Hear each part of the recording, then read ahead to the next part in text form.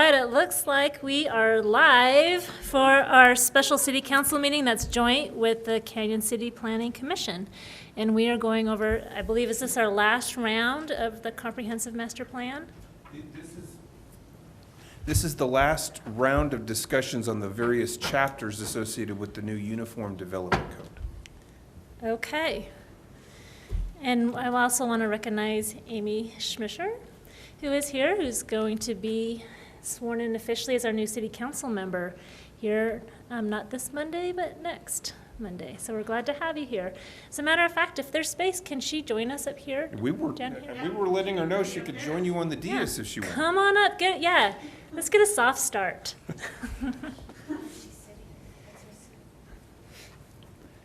I'd say you can either sit up here or down there by Catherine. It's your choice.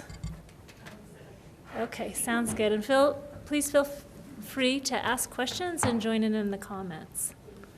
Thank you for commissioners for being here and for Hassel and Levine. It's always a pleasure to meet with you all. Patrick, let's turn the time over to you. Well, let me start by turning it over to Denise for roll call, if we could. Thank you for that reminder. Good evening, everyone. Good evening. Mayor Smith, Here. Mayor Pro Tem Hamrick, Here. Councilmember Smith, Here. Councilmember Reed, Councilmember Jaquez, Councilmember Gonzalez, Here. Councilmember Dennehy, and I guess I can call council, not officially yet, Amy Schmischer. Yep, she's here. And then it looks like online we have Randy Smith. Yep. I'm here. Here. And then Chairman Maloney, Here. Commissioner Clark, Here. Commissioner Clement, Commissioner Ledoux, Commissioner Moss, Commissioner Souther, Here. and Commissioner Randy Smith. Here again. All right. Thank you. Have a good evening. Thank you, Denise. All right, Patrick. So as Council and Planning Commission may recall, when we started the project of updating our comprehensive plan, we simultaneously started an effort to essentially repeal and replace our zoning, subdivision, and development regulations under what we're calling the Unified Development Code.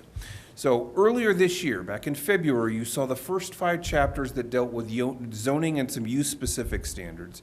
This evening, you're going to take a look at chapters 6 through 12, as well as Appendix A to Title 17.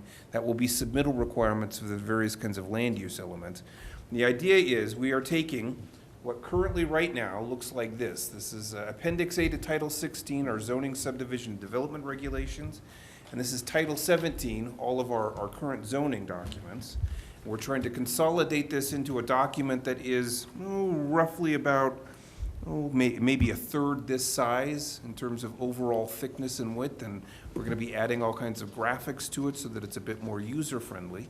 And with that in mind, what I'd like to do is turn it over to Jackie Wells, who was with Hassel Levine.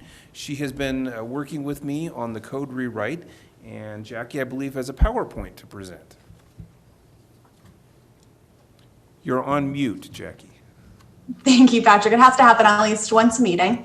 But thank you for that introduction. I'll go ahead and share my screen here. I do have a PowerPoint to go through. So this provides a kind of a high-level overview of the proposed changes to draft chapters 6 through 12. So I know it's a lot of material to get through, so I'm going to be going pretty quickly over some items. If there's anything you would like me to go into more detail on, or if you have any questions, please stop me and let me know, and we can discuss that as we go through things. So tonight we are going to be looking at A recap of the process, how we've gotten to where we are in the project, an overview of the project that we've gotten to so far, then an overview of the draft chapters 6 through 12, and then a discussion on next steps. So you all know this very well at this point. So we're doing both the comprehensive plan and the update to the regulations for you all. So the comprehensive plan is trending a little bit ahead of the UDC, and that's to ensure that all of the updates we make to your regulations align with the new comprehensive plan. So in our scope of work, the comprehensive plan is in around steps 6 and 7, and then we are in step 9, the draft and final development code changes. And we are still on time to get this project completed next month. So a real quick project overview, just like Patrick said, we met back in March to go through the first 5 chapters of the UDC, but before that we met in October to go through a diagnostic report. So that identified all of the issues and opportunities within your current regulations. And then we met again in December to review our preliminary recommendations for how to update and modernize your regulations. So then in March, we went through the first section of the UDC and how those the diagnostic and the preliminary recommendations were really integrated within the new code. And now we're here to go through 6 through 12, so the last and final chapters. So this is the proposed UDC structure. So like I said, we went through chapters 1 through 5 back in March, and now are going through chapters 6 through 12. So that's our general development standards and sign standards, planned unit development standards and subdivision standards. Then we get into administrative standards and enforcement standards. Those have actually been combined into one chapter called zoning standards. Proposed structure of the UDC is really meant to help guide people through the development process. And I think as we get through the overview of these next chapters, we'll really understand how we're helping to walk people through and making this set of regulations more user-friendly and developer-friendly. So before we get into the overview of the proposed changes, I wanted to just remind you all of the level of revision that we originally proposed for the different sections of your original ordinance. So on your screen currently are the existing chapters, existing sections of your current zoning ordinance. And then the level of revision that we originally proposed to apply to these different sections, and has really been very consistently done throughout this process. So some areas we only needed to restructure your existing regulations. So your riverfront zone districts, for example, we really didn't propose any changes to those existing regulations, just restructure them to make them more user-friendly. There were other sections that did need some restructuring and some revisions, but had some good content, some good bones to work off of. So your definitions, your accessory dwelling unit standards, your conditional use approval process, all of that. We started off with that existing language and revised it and built off of that. But then there were also a few sections that we thought needed to be fully replaced. So your planned unit development standards, planned development district standards, signs, and subdivisions. So as we're going through the overview of the proposed changes, just keep in mind this level of review. Some of it is your existing language that has been carried forward, some of it's been revised, and some of it's been fully replaced. And I'll do my best to kind of differentiate as we get through each section what is what. All right, so we're going to jump right into the draft chapters overview, starting with chapter 6. So this chapter kind of consolidates all of these standards that would be generally applicable to zoning districts, so all development throughout your zoning districts. So the off-street parking and loading requirements, which really builds off of your current chapter 17.28. Then we have new driveway, landscape, screening, vision clearance, and outdoor lighting standards as well. So since the off-street parking and loading requirements are really building off of those existing standards that you had, I wanted to point out the major changes that we're proposing. So first, in the CB Central Business District, we're proposing that the parking exemption that is currently in place and applicable to all uses be limited to only non-residential uses. So the comprehensive plan really promotes additional residential development downtown. So we want to ensure that new development, those new residences are served adequately by parking and aren't using the public parking lots or the on-street parking spaces in a way that makes it inconvenient for patrons or other people visiting the downtown. So having those set aside parking spots for those residential uses while still allowing the non-residential uses to not require that parking. We're also proposing a waiver for the requirement for additional parking for new uses moving into existing buildings. So this could be something that the zoning administrator would approve. So if a new use is moving into an existing building that wouldn't have enough existing parking to accommodate the proposed new use, the zoning administrator would be able to waiver up to 20% of that additional requirement, really just to accommodate those new uses and reinvestment into your existing buildings. We're also proposing that bicycle parking be required. So 5% of your required vehicle parking spaces or 10 spaces, whichever is more. And then if you go beyond that requirement, we're proposing that you be granted a credit toward one of the required vehicle parking spaces. So you currently have a credit for bicycle parking for your for vehicle parking spaces, but since we're proposing that there would be a base requirement for bicycle parking, we're proposing that this exemption or this credit be increased to parking beyond the that minimum bicycle parking requirement. Any questions on the first kind of 3 bullet points we have on here before we get into our pedestrian circulation standards? Jackie, I have a question. On the additional that there's a waiver requirement for additional parking of new uses and moving into existing buildings. From the reading that I was doing, it sounded like that was if it met the requirements for historical preservation by the state or by the community's historic preservation committee. Is that a standard, or is it could be just there's an old building downtown or an old building in Canyon City that's changing its use?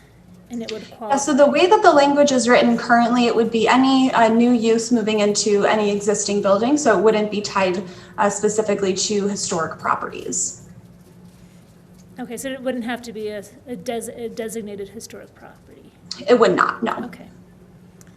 Any other questions from the council or the commission? I did have another one on off-street parking spaces for governmental uses, indoor and outdoor, and that one says as determined by planning commission. And I was just thought that was kind of odd, like everybody else has to adhere to these rules, but we don't. Can you give me some explanation or backstory to this? Sure. So with the governmental uses, that being such a broad category, that could include City Hall, that could also be a public works, storage yard for, large vehicles or, other type of equipment.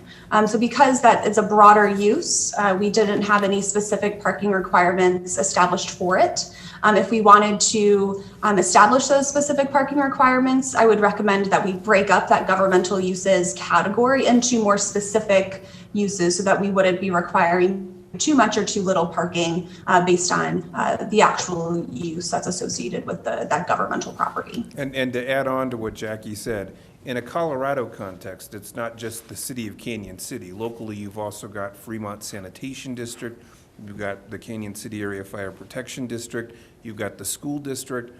All of them are going to have unique requirements for the sort of equipment and vehicles that they maintain, and therefore finding a one-size-fits-all parking requirement for governmental operations becomes even more complicated as you begin adding in these other layers of local government.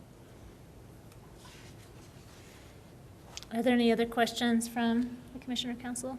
I actually have quite a few comments, but they're more editorial in nature, so I think I'll just get with Patrick later. But I do have some, at least a couple of general questions. And on the illustrations that we have in the parking standards, it says illustrative purposes only. Graphics do not reflect proposed text. Is that just while this is under development, or is that going to be what that looks like in the final? No, that is just while we are still reviewing the text. So we don't want to spend the time really refining and making very Canyon City specific graphics before we have met with you all and really finalized the text.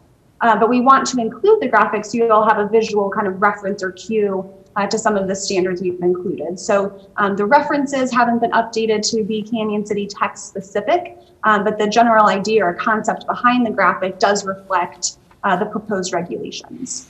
So that kind of watermark will be taken off in the final draft version of the document. Great, thank you very much. And then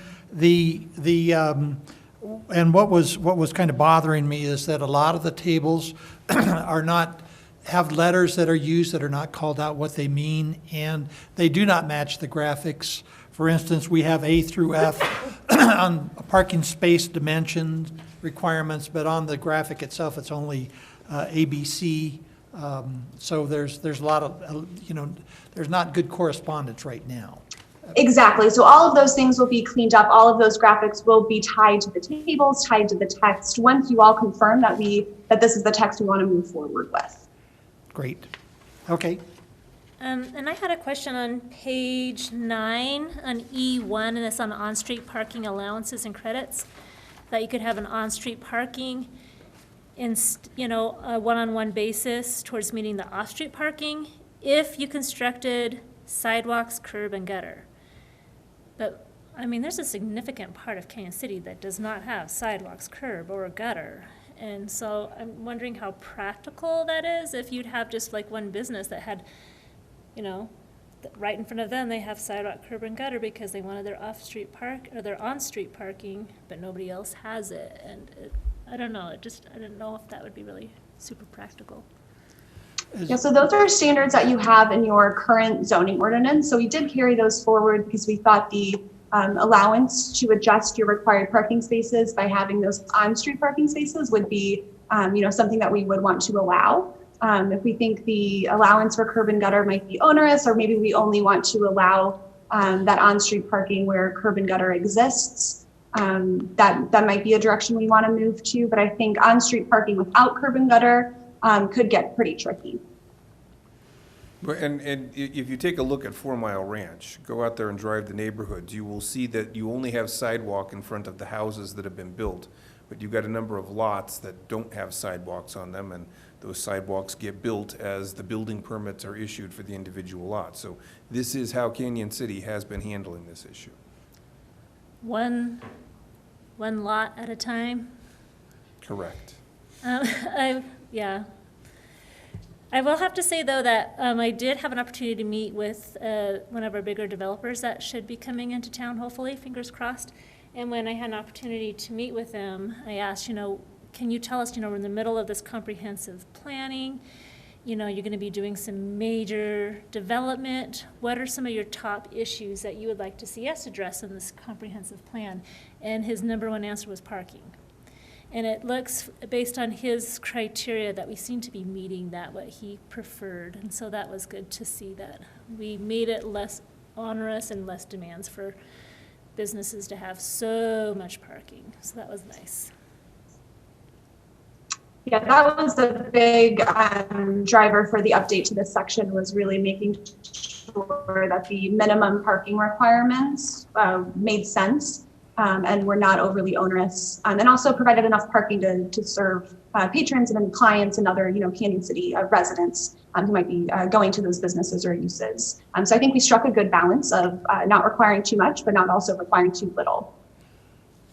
And Mayor Smith, I would point out that there is the provision in there, unless exempted by the Public Works Director. So there is an out. So it's, if there's special circumstances or something, there is a way to be flexible.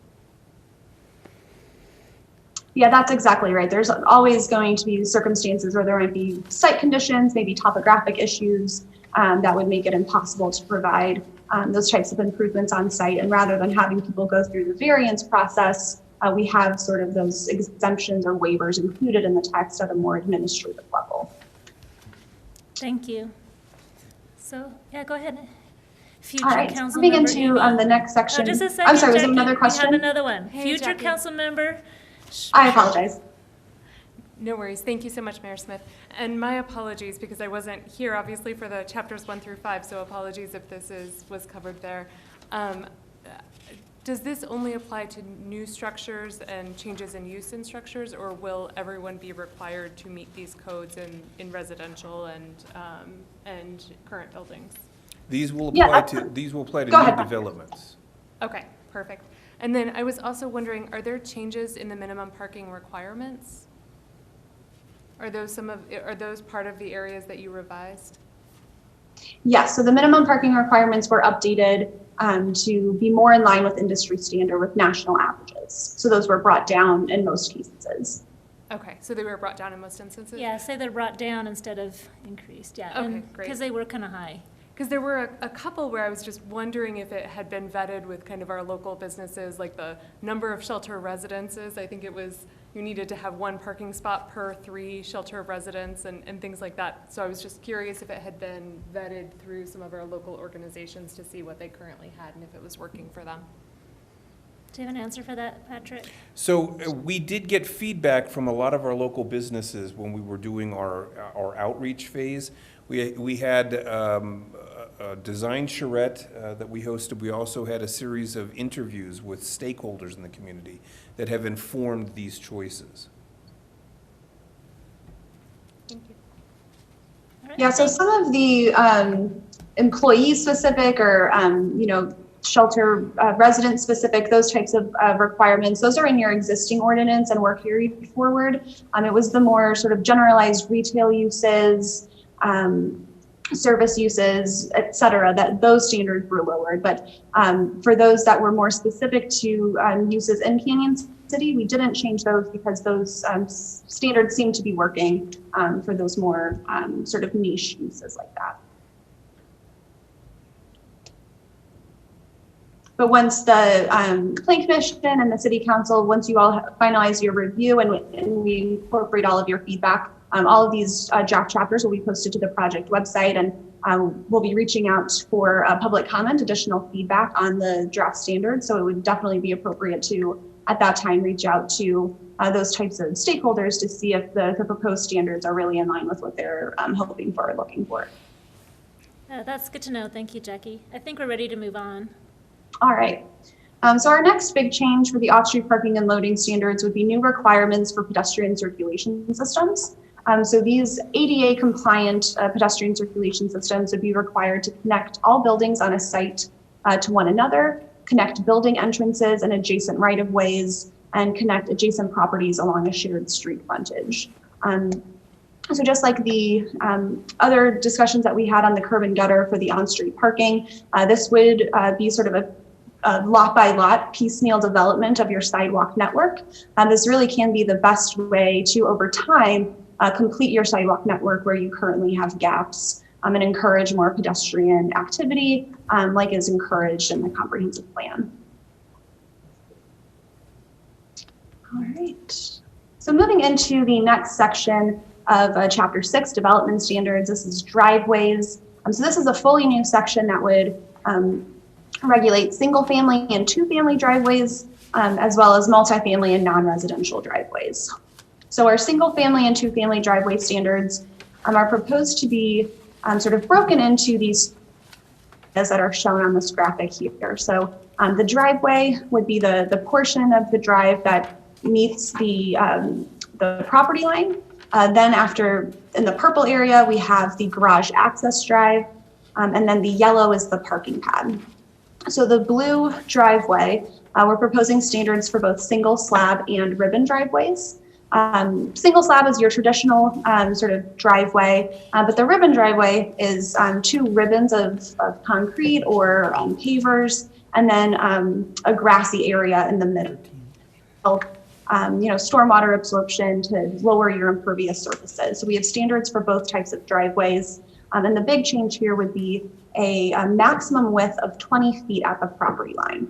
So that would be regardless of your garage width, your driveway width at the property line would be 20 feet. That's to minimize the width of curb cuts, just to make those residential areas a little more pedestrian friendly, a little more safe. Then for the garage access drives, the maximum width for those is proposed to be the width of the garage doors plus 3 feet on either side. So that's really the area that would allow you to access your garage to park your vehicles, etc. And then the parking pad, that yellow strip off to the side of the garage, would be an additional area to allow for parking of an extra vehicle, maybe a recreational vehicle, a boat, etc. So that's just an additional area to allow for parking within this sort of driveway area. Then for multifamily and non-residential driveways. Can I ask a question here? Yeah, absolutely. It's Gary Clark. In the previous illustration for the garage access drive, you talked about that being a maximum of 20 feet. Looking at the illustration, a normal garage is 16 feet wide, minimum.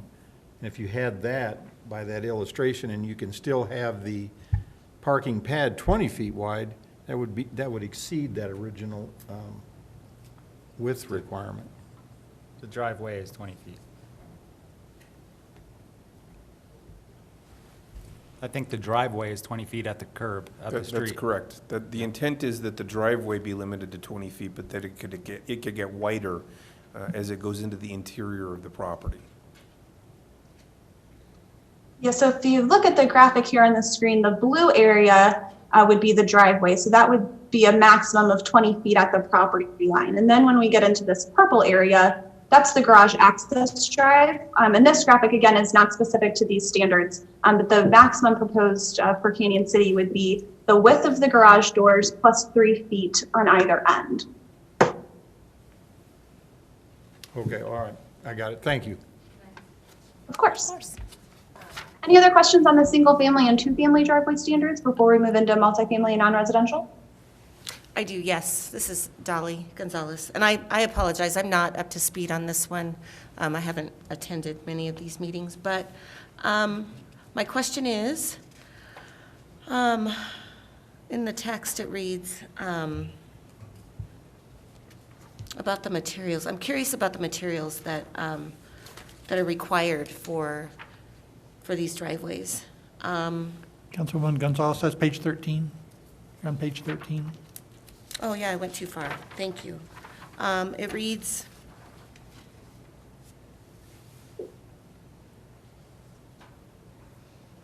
I'm sorry, I lost it. I think it's 2B, right there above the illustration on page 13 where they talk about the Yes, materials. okay. Single slab driveways shall be, thank you, John, shall be surfaced with concrete, including decorative concrete, patterned concrete, and exposed aggregate concrete, porous asphalt, concrete pavers, paving blocks, or similar materials approved by the Public Works Director. So does that mean that nobody can, in a new building, can have a rock driveway? So, Like gravel driveway? Yes. so let me put a little bit different spin on that question because I think that's Well, a I'd very. like to hear her answer real quick. But there's another aspect to this, that it's a broader issue. Oh, okay. actually. And so if you would, let me kind of say what I think the issue is, because your question deserves an answer. Thank you. Okay, but the issue is that for impervious surfaces, those go towards the calculation of essentially a stormwater tax. Yep. And because of that, I know of businesses here in Canyon City that worked with the city to develop a porous parking area, a porous surface for their parking area. And so I think this is kind of an important issue, that this needs to be expanded to discuss the issue of stormwater infiltration and what residents can or cannot do to reduce essentially the stormwater tax, if we want to call it that, by having a pervious surface versus an impervious one. Thank you, John. That's exactly where I was headed with this question, because it increases their tax fees. And so I'd like to know what the answer is. As the text reads, are we requiring all new builds to have impervious surfaces? So there are several surfacing options that are included in that list that would be considered pervious. So the paving blocks, the porous asphalt, the concrete pavers, Those would all be pervious surfaces. So the reason why we're not proposing that gravel be allowed is over time, even gravel can become, as it becomes compacted, it does become impervious, and it's more difficult to maintain.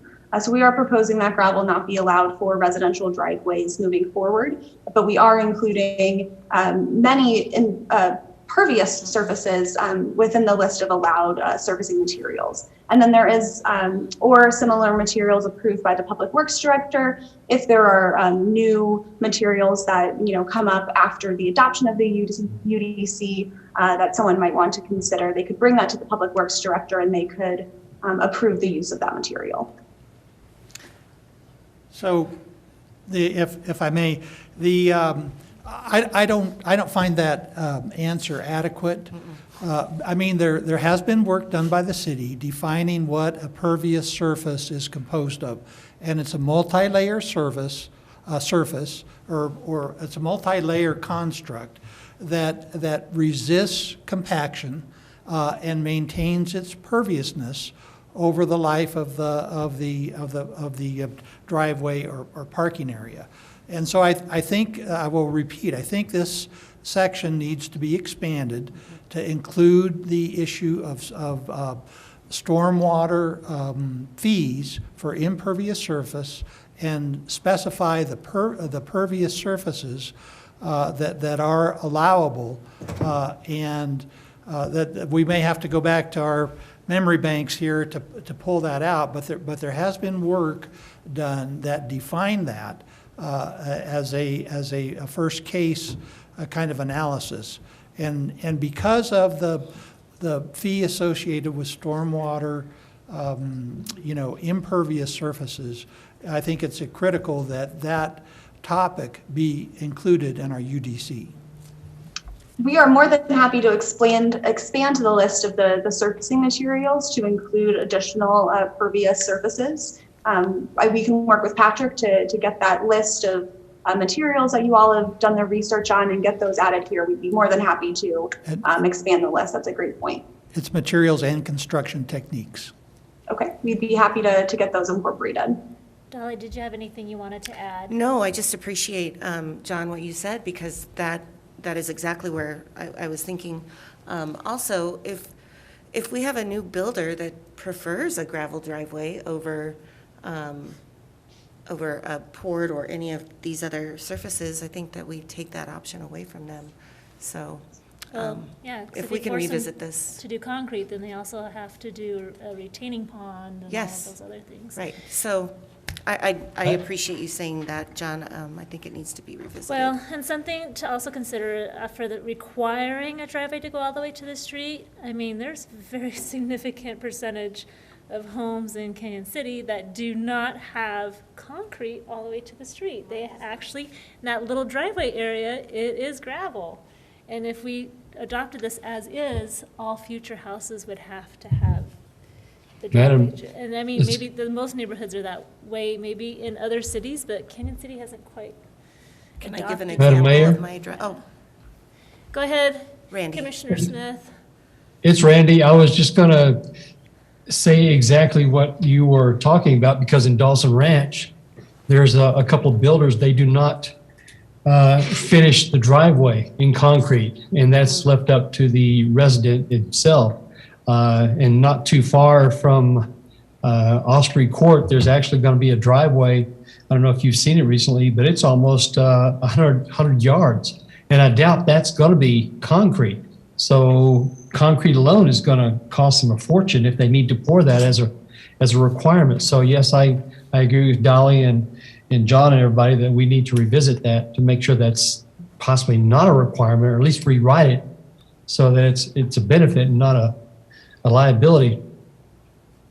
Yeah, this is John Hausfield real quick. That's an easy fix, and I think your point is taken. Most communities will require or prohibit gravel, but I think if it doesn't work for Canyon City, we shouldn't. I think it's a pretty straightforward fix. I would not mire the standard by bringing in the issue of stormwater fees in the UDO. The UDO should be about the construction, the physicality, the zoning, the use, and the development standards. either the standard is or isn't right, and if gravel driveways is the right standard, then that should be there just with that regard. If it works well with the fact that it helps with the stormwater fees, that's fine, but I wouldn't want to bring the stormwater fee conversation into a UDO. I think as a rationale for the standard, perfectly fine. To bring that dialogue into the standard is not the home for it, but having gravel driveways, and we'll get the construction terminology correct with city staff, but to get gravel as being one of the appropriate surface finishes, that's an easy fix. We can do that, no problem. And can those standards be, still be of that we still can have a quality product? We don't want it to be an expensive product, but a quality product for driveways. So we're not bringing in mud or spreading mud and things. Right, Kevin, you look we'll like put you in have something to standards, and say. again, a lot of it is, you can see gravel driveways more easily visualizing it in some areas of the city versus other areas of the city. I wouldn't want to get into differentiating it by zoning district. I think that would be problematic. I think either you do or you don't. If you have a lot of gravel driveways now and it's fine and it's working for you, both for existing, older, and new construction, then so be it. It's an easy standard to fix. Yeah. Okay. So, thank you for your comments, John. But I don't agree with you. I do agree with you that we should not bring in stormwater fees into this section. But the issue is that there's an engineering solution to the question of pervious versus impervious that requires engineering standards. And, Sure. And so that is what I am suggesting. Yeah, Needs to be and included. that typically is part of your building code, not your zoning or your UDO, because you get into so many inches of base, so many inches of compacted soil, the size of the gravel that has to go in. Those are construction standards typically found in your building code that your guys would then go out and inspect prior to getting the permit signed off on. But that level of cross-section, aggregate, depth, compaction, blah, blah, blah, typically doesn't go in a zoning ordinance or UDO. I agree, you gotta have it. You have to have those established standards, but it would go in your engineering manual standards or your building code standards, which the city already has, and we can direct them to double check that. But that level of standard typically doesn't go in a UDO. But you're exactly right, the city needs to have those. Yep. Good, and I'm fine with that. There just needs to be some language in here recognizing that there are pervious surfaces that can be installed that meet the development standards. Absolutely. Catherine, did you have something you wanted to say? No. Just wanted to check.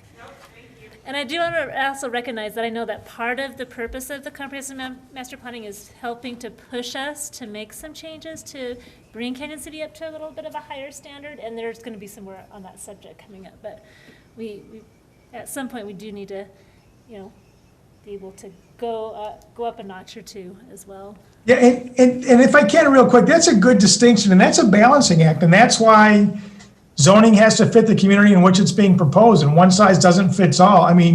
You want to be a better version of yourself, but you still want to be yourself. So if part of that Canyon City vernacular is gravel driveways, then so be it. We can set a high standard, but you still got to be you. So, and that's just a balancing act we got to work our way through with you, so. Awesome, thank you for that recognition, we appreciate that. Are we ready to move on? All right, let's do. All right, so our next section in driveways would be for multifamily and non-residential driveways. So we're proposing that if you have a corner lot or a lot that abuts an alley, your driveway would take access off of the side street or alley rather than off on the primary road. That's really to minimize the overall curb cuts and improve traffic flow and pedestrian safety. We're also proposing a minimum separation of 300 feet between curb cuts, and then a minimum and maximum driveway width depending on whether it's a two-way driveway or a one-way driveway. Any questions on multifamily and non-residential driveway standards before we move into the next section?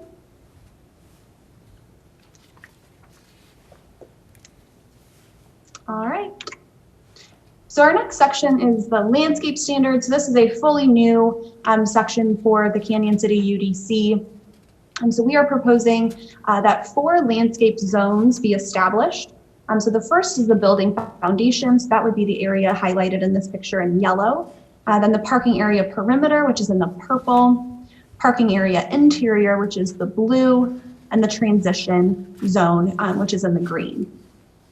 So the building foundation landscaping would require a minimum number of shrubs or native grasses at the base of the building. Those would be 80% of the length of the facade, encouraging those to be grouped to frame windows and doors and other types of architectural features. Then for the parking area perimeter, so this would be the portion of the parking lot that abuts a right-of-way. So as shown in this graphic here, the required landscape strip would have a minimum width of 7 feet, and it would be located between, in this instance, the sidewalk and the parking lot. You'd have a minimum number of shrubs or native grasses that would be required to be planted, as well as an option for a fence or wall. And so we're proposing that only shrubs or native grasses be planted in this area rather than trees or other elements that would fully screen the parking lot, really to ensure safety of people as they're moving in the parking lot. So if you're getting to your car late at night, you don't want to feel like people from the street, people on the sidewalk wouldn't be able to see you. So we're wanting to ensure that we're screening vehicle bumpers and headlights, but not people within the parking lot. So moving into the parking area interior, so here is one area where we are trying to incentivize some of the goals of the comprehensive plan. So in the comprehensive plan, we discuss moving development, moving buildings closer to the right of way and having parking located in the rear. So to incentivize that in new development, we're proposing that if parking lots are located in the rear of the building, they would only have to provide parking area end caps and parking islands. So this portion of the graphic up here where it says 2A. So you'd have less landscape than would be required than if your parking area is located in the front yard, the exterior side yard, or the interior side yard. In those instances where your parking lot is more visible from the public right of way, we're proposing that additional landscape be required. So you'd have the requirement for end caps, islands, and medians, whereas before you'd have to do the end caps and could choose between the islands or the medians. Then we have our transition zones. So these would be our buffer yards in between uses. So we have 4 transition zones that are proposed, type A through type D. So type A will be similar to the graphic up at the top here. So it would be just the row of trees and a 5-foot wide landscape area. And then the graphic here on the bottom is more similar to the proposed standards for the type D. So you can see how much more landscape material would be required. You also have the requirement for the fence. So the level of landscape zone, so whether it's A, B, C, or D, would be dependent on the subject lot land use and the adjacent land use. So if I am a new development coming in and I'm industrial and I'm moving in next to, let's say, a multifamily building or a residence, then I would have a higher buffer yard requirement or transition zone requirement than if I were in industrial use next to a heavy commercial use or an industrial use next to another industrial use. And that's to ensure adequate buffering, adequate screening from those incompatible land uses. Any questions on the required landscape zones? I have a couple of comments.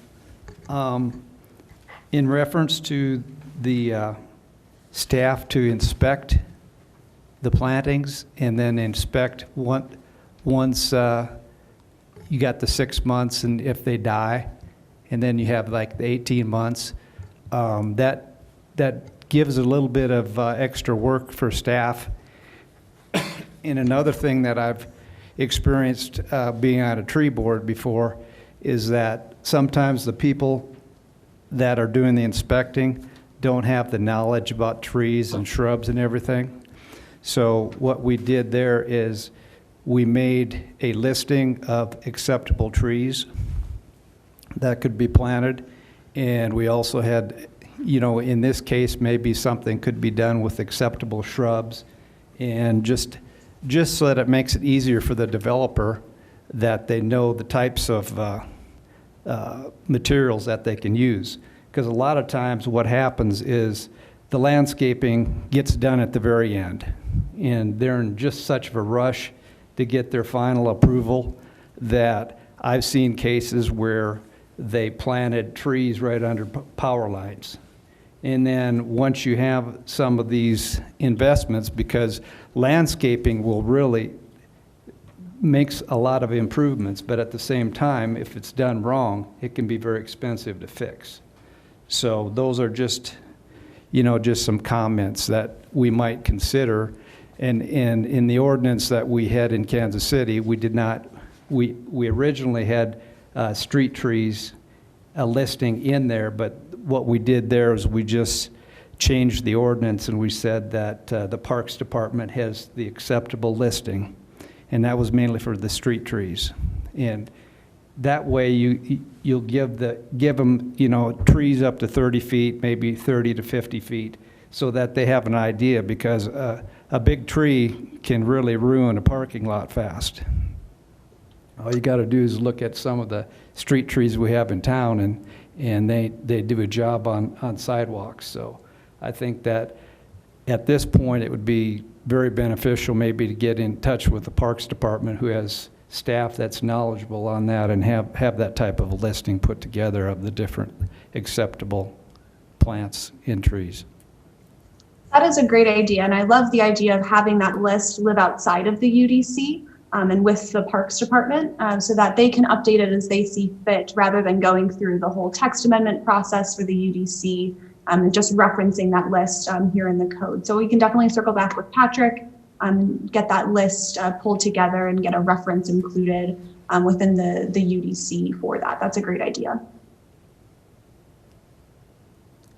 Thank you, Commissioner Soothers. Any other comments? Amy. Thank you, Madam Mayor. I had a question under installation and maintenance of landscape areas, number 2, where it says that a 20% landscaping deposit will be held in escrow by the city for a period of 18 months past the time of planting and will be refunded on approval of the city. I was just wondering if that's standard in other areas. It seems a little high and a little long for the city to be keeping those funds. So normally when we do one of these escrows, it's because a particular business is getting ready to open at a time of year when it's disadvantageous to do planting. But we want to make sure they don't forget this, so we hold on to the money, and then when they have done the installation sometime in the spring, they call us out for an inspection, and upon successful inspection, we release those funds. So it isn't applicable. Yeah, and as the Sorry, go ahead, Jackie. So as the standards are written currently, it would be applicable even if they were able to install their landscaping at the time that they got their certificate of occupancy. But the 20% and the 18-month period is really to ensure that if they don't plant the trees properly, they don't do the staking or the other types of maintenance that they need to do to ensure the trees are able to survive in the parking area or in those buffer yards or transition zones, then the city has some funds to utilize to ensure that they are replanting and maintaining those areas over time. So that 18-month period is really the time that's necessary to determine whether this landscaping has sort of stuck or established itself. And then once it has and they don't need to replace anything, then those funds would be returned to the developer or to the business owner. Sorry, just a follow-up clarification question. So is this only applicable to businesses and developers, or is this also applicable to single-family residential homes? Because I think they also have requirements in the table on the preceding page. Thank you. That is a great question. So the all of our transition requirements, our landscapes areas, would really only be applicable to multifamily, mixed use, and non-residential development. So the transition yards or other types of applications in the table would be only applicable if it is a non-residential use adjacent to a residential use. So you would not be required, between your single-family residence and the adjacent single-family residence to put in some type of transition yard or to have, building foundation landscaping. All of those standards would only be applicable to non-residential, multifamily, and mixed-use development. Thank you. All right, looks like we're ready to move on. All right. So the last three sections of Chapter 6 are species diversity, tree preservation, and installation and maintenance. So the species diversity requirements are based on the overall size of the lot in question. So whether it's half an acre or less in size up to more than 5 acres, the percentage of diversity within the landscape that's provided increases. So it goes from 50% to 75%. And then for our tree preservation standards, because it can be difficult or onerous to require a minimum number of trees to be preserved, we are instead incentivizing tree preservation by allowing existing trees, existing landscape to count towards your landscape requirements. So if you have a certain number of trees that you are committed to preserving on your site, they might not necessarily be located in the areas where you would be required to install landscape. But the zoning administrator would be able to waiver some of those required landscape elements based on the tree preservation that's done on site. And then for installation and maintenance, we just went over one of the major areas that requirement for the money to be set aside to ensure proper establishment of landscape elements. Other than that, it's just really to ensure that landscaping is maintained, not just when the development is first done, but throughout the lifetime of development. All right, so moving into our next section, screening. So starting off with trash and recycling receptacles, this would require a screening element along 3 sides of the trash and recycling receptacle, as well as gates, obviously, to access the receptacle itself. Then for loading docks and truck parking areas, that would be a requirement for a fence or a wall up to 8 feet in height. If you have residential uses adjacent. Then for our ground and wall mounted mechanical units, this would require a minimum screening for those units as they're visible from rights of way. Because there are requirements or necessity for these types of units to have airflow, we're not requiring that they be completely opaque materials or masonry walls. You would have that 20% visibility through the screen, but overall you would have that visibility minimized from the right of way. Then next we have the roof mounted mechanical unit screening requirements. So this would first encourage those mechanical units to be located within the primary building. But if for some reason those have to be located on the roof, we have requirements for those to be screened from public rights of way and adjacent residential uses through a parapet wall.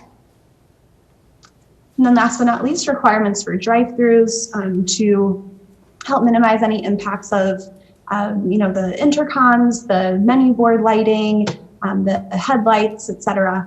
So this would be a requirement for a wall and shrubs when those driveways are adjacent to residential uses. Any questions on screening? Questions from council and commission? I do want to point out about the screening of dumpsters. This is one of the controversial issues, because it wasn't that long ago that we made a change where they couldn't have a dumpster literally in the parking lot. It had to be like behind a building, or at least, not in a right of way or on a sidewalk. And that caused a lot of fuss. This is on new development. Yeah. And that was on all development. Like, that was across the board, all of Okay. Canyon City. So I think that's where this definitely will make a difference, just in the look of the way, as we move forward. Well, yeah, and that kind of goes with, people used to say Canyon City is about 15 years behind. I just did an interview with the new tech remote workers that have been coming into Canyon City, and they said more like 20 years behind, and this is one of those things that can kind of bring us up to 2021. Yeah. At But I least just it's not wanted to make sure 100. that we were okay, like, recognize that Yeah. this could be a conversation. It could be, piece. yeah. Yeah. But most developments now, that's in their plan, like Right, it's Starbucks just and kind of standard. probably KFC. But I do have a question about the drive-through screening. What's the purpose of that? Like, the drive-through screening, is that something that will be necessary?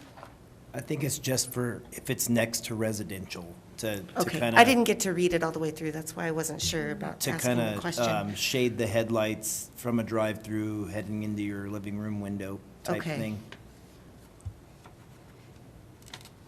That's Yeah, exactly that right, makes yep. sense. Go ahead, Jackie. I was just agreeing with the commissioner that that's the exact purpose for the screening. So it wouldn't be required on, like, say, our new KFC building? No, That's going in. and bear in mind, these are applicable to new developments. So Kentucky Fried Chicken, as a development, has gone through the process Got for it. site plan approval. We are not going to go back and get a second bite at the apple in that. And we did work with them to orient their drive-through so that it's on the north side of the building, so it won't have that kind of an effect, particularly on traffic on Fremont Drive, for example. Okay, that's all I had, thank you. Any other questions, comments? Yes, so this is kind of a discussion. Now, so I'm looking at we're still on, we're also in fences, walls, and hedges, is that right? Are we there yet, Jackie? That'll be our next section that we get to right after screening. Okay. I'll hold my comment then. All right, let's do it. All right.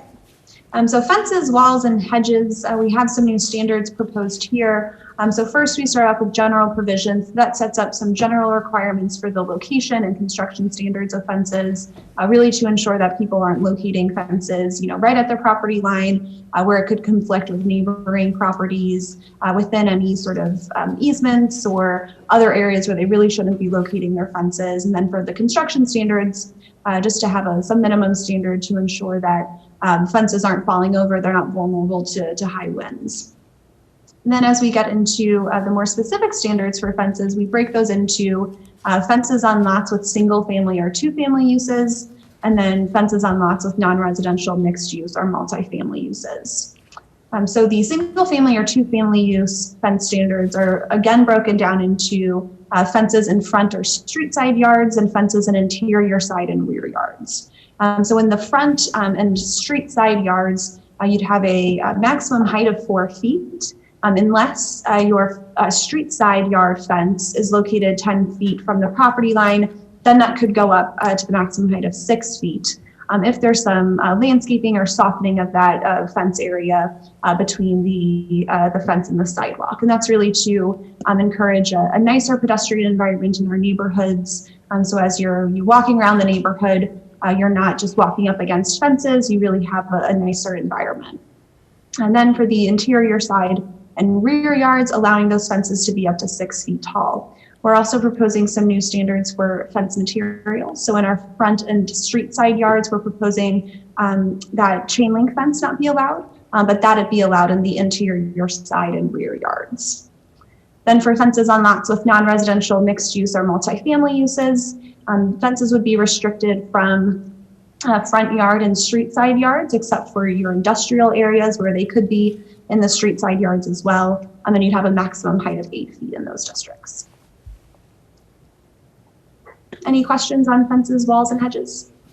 Yeah, actually I do. So here, I think this is an issue that I'm not sure that you're aware of, but I know that there's many streets in Canyon City where the city's right-of-way has actually been incorporated into the particular homeowner's landscaping through fencing or whatever.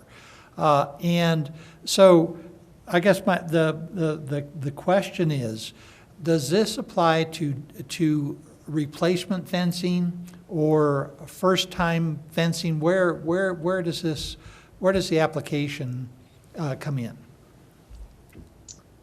So this would apply to, I guess you'd have a non-conforming fence if you don't currently, if these standards are adopted and your fence doesn't comply, and then there would be a certain percentage of the overall fence that if you're replacing that, then you would have to comply with the new standards, and I believe that's 50%. But that would be covered in the non-conformities section, which I believe is chapter 12. Oh dear. So the issue is that we do have streets, residential streets, where we have a lot of fences that go right to the curb. And if you're replacing the fence or this would apply if you're replacing that fence? Not like a single sort of part of the fence, but the whole fence or a percentage of the entire fence. Percentage. That's still a no deer. I guess real quick, the question is, this is a situation where the code is easy to craft responsibly. The question is, what is it you want to achieve? If you have fences right now that are in the public right-of-way, I guess the question is, were they constructed legally? Were they put up without a permit, in which case they're not grandfathered in, they're illegal. If they got a permit, they're legal, non-conforming, or grandfathered in. The question is then, do you want to continue to permit or allow fences in the public right-of-way? I haven't met a city yet that wants to do that. And if you don't want to do that, then your ordinance needs to be written to not allow it. So I guess the question is, what is it you want to achieve? We can write the ordinance anyway. The question is, what's your appetite for addressing what's there? What's your appetite for new fences going forward? So it's an easy fix in the code. Question is, what is it you're trying to achieve? Right, and I'm sure we have both types of fences. I know I have a fence that is in the public right-of-way that was put up through a permit arrangement with the city that I have promised, essentially in writing, to remove the fence if the city so desires. And so that this is a harder question, because I do have a dog in this fight. Well, that's why you're representing the people. Well, You're not the only one. the code can be written in such a way that if the proposed fence, and if you're applying for a permit, is within the public right-of-way, in addition to the fence permit, there has to be, and the city should probably type up or prepare a private fence in the public right-of-way permit waiver or something, that when you get your fence permit and it gets recorded and issued, also on file then for that property is signed acknowledgement of the fact that if the street has to get dug up for repairs or utilities or water or sewer, or a street goes in, city's got the right to do that, and your fence is going to go away. And you're on the hook for that. So I guess we could formalize and make consistent that process if the desire is to continue to allow fences in the public right-of-way. We just have to know what the preference is. We can write the code. Sure, and there is such a document that the city has used. It's a right-of-way use permit. Yeah, and there's yes. another section of the code that deals with that, Another section of the code that deals with in that. a different title. So I suppose we could say that a fence can't be in the public right-of-way unless issued one of these right-of-way use permits by the city. I think that would probably fit in with the situation that we have. As long as the city has the legal right to require the removal of a fence for whatever purpose, and that could be such as installing sidewalks. Or anything, yeah. Or anything. So I would suggest that language would be appropriate, yes. We can do that, yep. I do have a question on this issue on the right-of-way thing. We have a lot of irrigation ditch stuff in this town. Where does this fit in?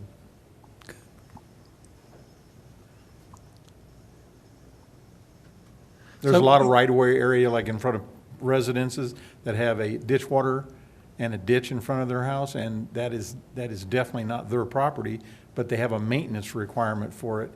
Where does that fit into this whole process as far as hedges, fences, and walls and stuff?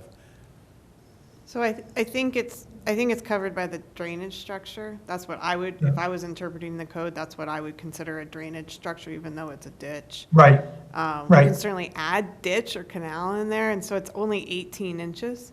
Yeah, From or we could just define drainage structure to include those things. We'll have a definition section, and we don't want to put the definitions in with the regulations, and we don't want to bury the regulations in with the definitions, but maybe we can either change the wording or define drainage structure to include ditches, canals, blah, blah, blah.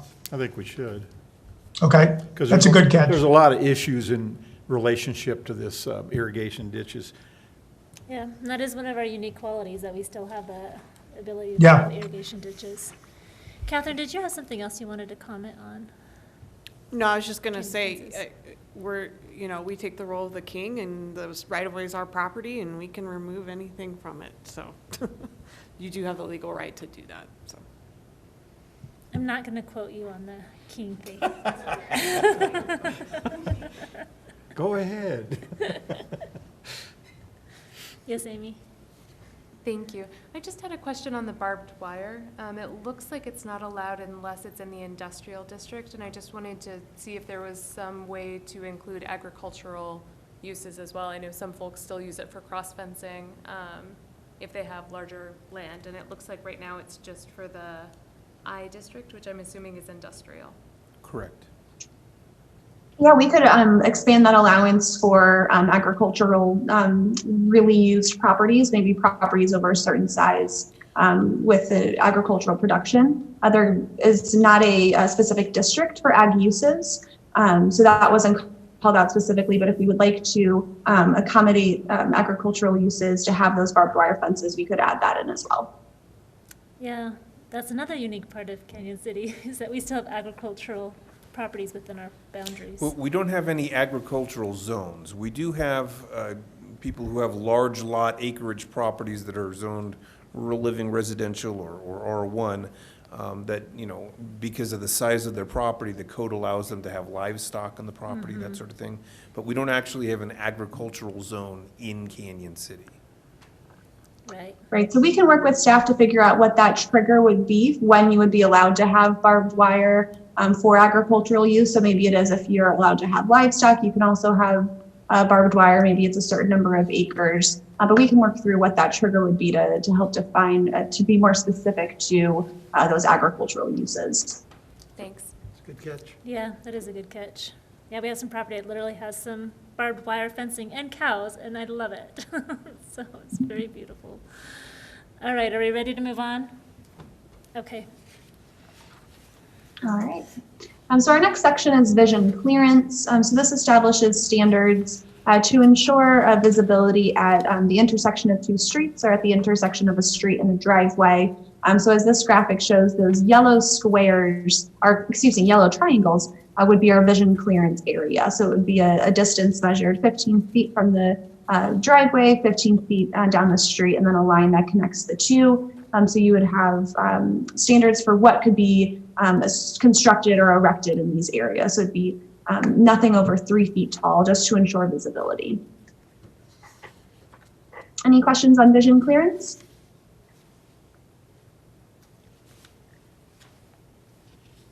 All right, we can move into our final section for Chapter 6, outdoor lighting. So this section starts off with fixture classification. So it's restricting the use of the non-cutoff or semi-cutoff fixtures, as shown on this graphic here, and it is allowing only the cutoff or full cutoff fixture type. So this really helps to minimize light pollution, helps with those dark sky goals that the city has. So proposing that those standards be established.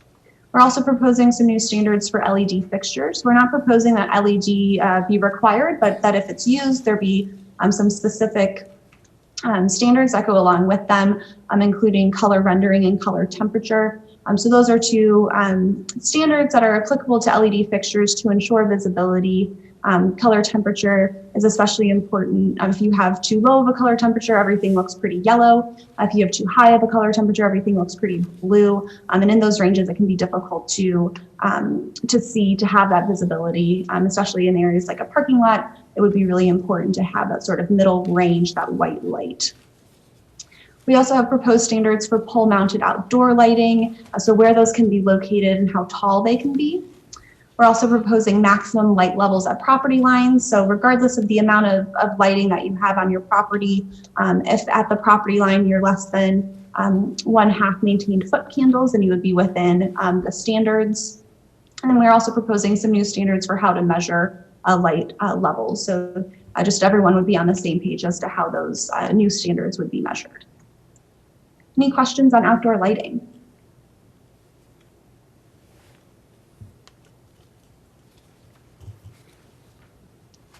Alrighty, well, it sounds like we can move into chapter 7, our sign standards.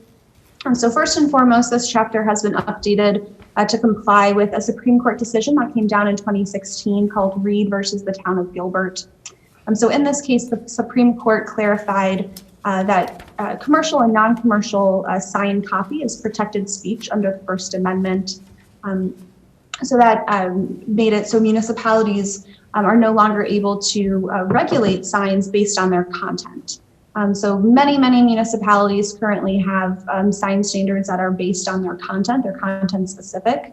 So if you think about real estate signs, election campaign signs, garage sale signs, all of those would be content specific because you would have to read the sign in order to enforce that standard or that regulation. So all of those content specific standards and regulations had to be removed from the sign ordinance. And because of that, we're proposing some pretty major changes to the sign standards. We also heard throughout our community outreach process that the sign standards chapter was pretty onerous, was pretty difficult to get through. So we really wanted to improve that in the new UDC. So that was another driver for our proposed changes. So what we have on the screen here is the proposed outline for the chapter. So moving from the purpose and intent down into the more specific sign standards, and then into our safety, maintenance, and abandonment. And I'll go through these in a little more detail. So the limit on sign area, we are proposing that there be a maximum aggregate amount of permanent sign and temporary sign area allowed on a site. So if I have this corner lot here is shown in the graphic, the 250 feet of lot frontage, then I would be allowed to have 250 feet of aggregate permanent sign area and 125 feet of temporary sign area. So it would be 1 square foot of sign area per linear foot of frontage for the permanent signs, and 1/2 square foot of sign area per linear foot of frontage for the temporary signs. So like lot B, if you have more than one frontage, so if you are fronting onto a primary street and a side street, you would be able to count that side street as well. And then in the case of an irregularly shaped lot, maybe it's a lot more internal to a development or to a planned development, and they don't have a whole lot of lot frontage. There is a proposed comprehensive sign plan program that would allow them to petition for additional sign area, additional aggregate sign area in order to serve that use adequately. Any questions on the limit on sign area section?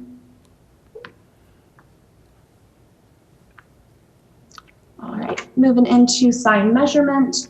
So these really are standards just on how you measure signs. So how do you measure the height of signs? Does the base of a monument sign count as the language is proposed? It would.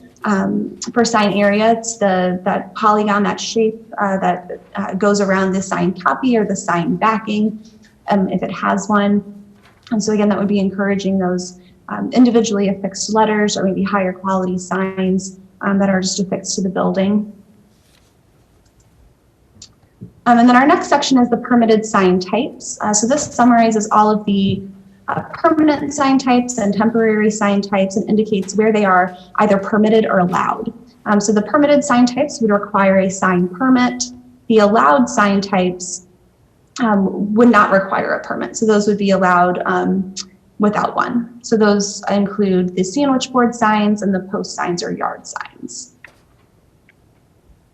So moving into our permanent sign type standards, starting off with our wall signs. So these are proposed to be, the sign area would be limited to a certain percentage of the overall facade of the building on which the sign will be located. So in your lower intensity districts, that's proposed to be 5%, and then in your higher intensity districts, that would go up to 10%. We're also proposing that there be an allowance for 5 additional percent of the wall area if the sign is the individually affixed letters over a box sign or cabinet sign. So in trying to incentivize the higher quality signage by allowing additional sign area than if you were to utilize the lower quality sign types. moving into our single tenant and multi-tenant monument sign types. So currently your sign ordinance groups together single tenant, multi-tenant monument signs and pole and pylon signs. So those are all considered freestanding signs, and really doesn't have specific standards for different types of freestanding signs. So we're proposing that your freestanding sign standards be split into single tenant monument, multi-tenant monument, and pole and pylon signs. So very aptly named, the single tenant monument sign would be utilized by businesses or developments that just have one single occupant, and therefore would have less of a sign area allowance and less of a height allowance than for those larger developments that serve multiple tenants. And again, the overall maximum area and height of the sign is proposed to be based on the district in which it's located. So your lower intensity districts would have less sign area and less sign height allowance than your multi-tenant or than in your higher intensity districts. So we did want to have a conversation with you all on the proper size of the single tenant and multi-tenant monument signs based on those districts. So here we have a graphic that's testing different sign area. So this would be these signs would be applicable in the new neighborhood commercial, your downtown district, and then also your open space and parks district. So sort of the conversation we want to have with you all, the ideas we want to get from you is whether choice 1, choice 2, or choice 3 would be most appropriate. And we definitely don't need an answer from you straight away. We'll be sending you this PowerPoint after tonight's meeting so that you can review these graphics in more detail and send Patrick your thoughts after the fact. But wanted to get the discussion going, sort of your ideas flowing tonight on what scale of sign is most appropriate in these lower intensity districts. So we have choice 1, which would be a 10 square foot sign with a maximum height of 5 feet. Then to a 15 square foot sign and a 20 square foot sign. And you could see in relation to this average size person, what that sign would sort of look like in scale, as well as in scale to this intersection here. Patrick, do we So have any initial thoughts or gut reactions? What do we have now? Do we have any standards about this right now? Well, when it comes to, go ahead, Jackie, go ahead. So your freestanding signs, that would be your, as the code refers to them, single tenant monument, multi-tenant monument, and pole and pylon signs. There's a maximum sign area of 100 square feet, regardless of the district you're located in, and regardless of whether you are serving multiple tenants or just one. So we are trying to add in some variations and differentiation between the types of use and the district in which those uses would be located. Councilmember Gonzalez. I had just a quick question. So let's say we chose choice 3. Is that up to 20 square feet or is it just 20 square feet? It would be a maximum of 20 square feet. Okay, thank you.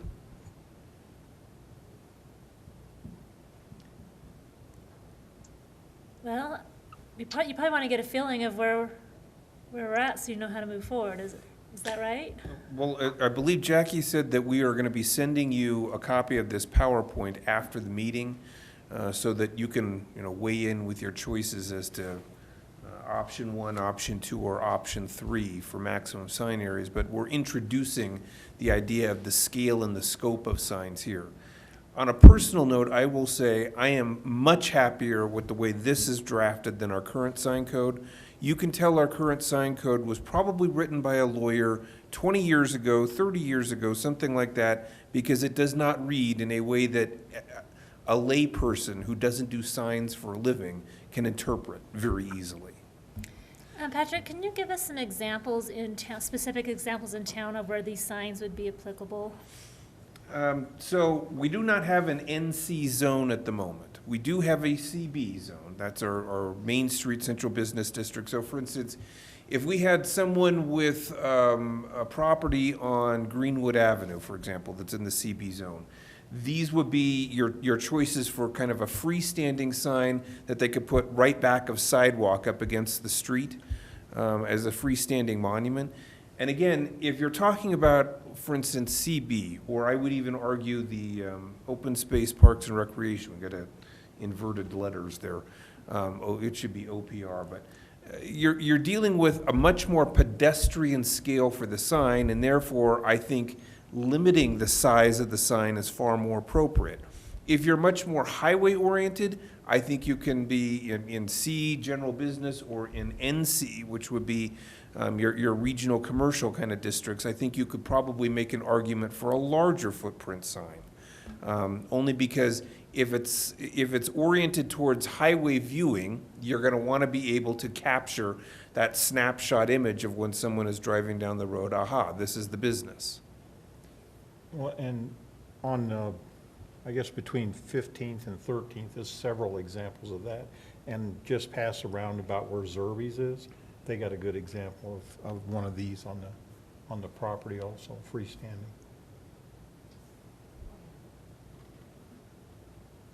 Yeah, so Patrick makes a really great point. So the districts, the NC, CV, and OPR, apologize for the typo, these are meant to be your more pedestrian-oriented commercial districts or non-residential districts. So having that 100 square foot sign allowance that you currently have in your code would really be out of scale with a pedestrian. So someone walking down the street, that sign could be significantly taller than they are, much wider than they are. And it could really be sort of outsized for that pedestrian environment. But that's exactly right. As we get into our next graphic here, these are much larger signs, and those would be for the C district, the general commercial district, the business park district, and the industrial district. So the overall height of the sign is larger, and the proposed sign area would be much larger too. And that would be able to capture the attention of the people driving by along the highway much better than a pedestrian walking down the street. I'm as a marketing and business guy, I want 150 square feet. That's just, I'm gonna be honest. If you give me an option for 200 square feet, I'm gonna take it. I'm gonna use all 200 square feet. So I would vote personally on it. Let's give the most. And if they don't use it, they don't use it. But that's just my branding brain. I want my brand on everything as big as I can get it. And I think I'm sorry, John, go ahead. I was going to say, I'm just going to offer a counter to that. That's what we work in a lot of cities with people that own not only businesses, but several of the businesses we've worked with in the past the businesses are making signs for other businesses. And you'd be surprised that that's often not the option chosen, because you begin to play that out over time, and it's often detrimental to a district, the appearance, and the businesses. It doesn't necessarily get you better or more successful or results-oriented imagery or branding. And if, we sort of,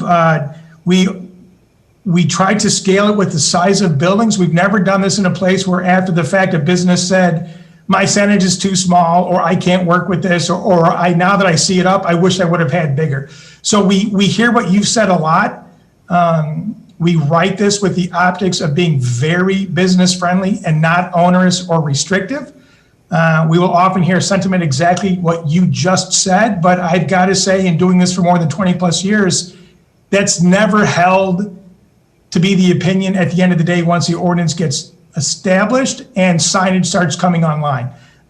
So I know that's sort of the visceral response or the initial response, but like I said, in more than 2 decades, I've never seen that play out, although some stakeholders say that initially.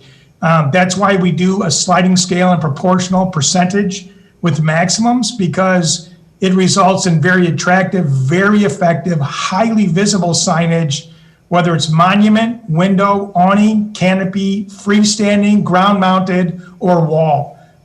Collectively, it's a sign package that works very well. And like I said, trust me, it will unfold extremely well, and you won't feel as though you're short. Sometimes more isn't better. And we've crafted this over time to deliver something that has worked extremely well in cities across the country. So I know a lot of business owners will say that, and we've worked with national chains and mom and pops, but I guess I would respectfully disagree from someone who has written several of these and owns a business and is very mired in the optics of making sure businesses have what they need to succeed. So I think you'll find that this works extremely well and is scalable, and that's what we try to do. So I hear you, but I don't think bigger and more is always better or more effective. Well, and I'd like to add to that, and I understand Brandon's position. If I remember correctly, it was only 15 years ago, we went through the sign pollution problem. Signs Yeah. were so big and so numerous, they actually blocked the view of businesses. And we kind of feathered that back.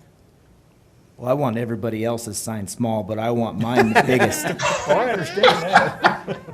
We'll work with Patrick to put that provision in there.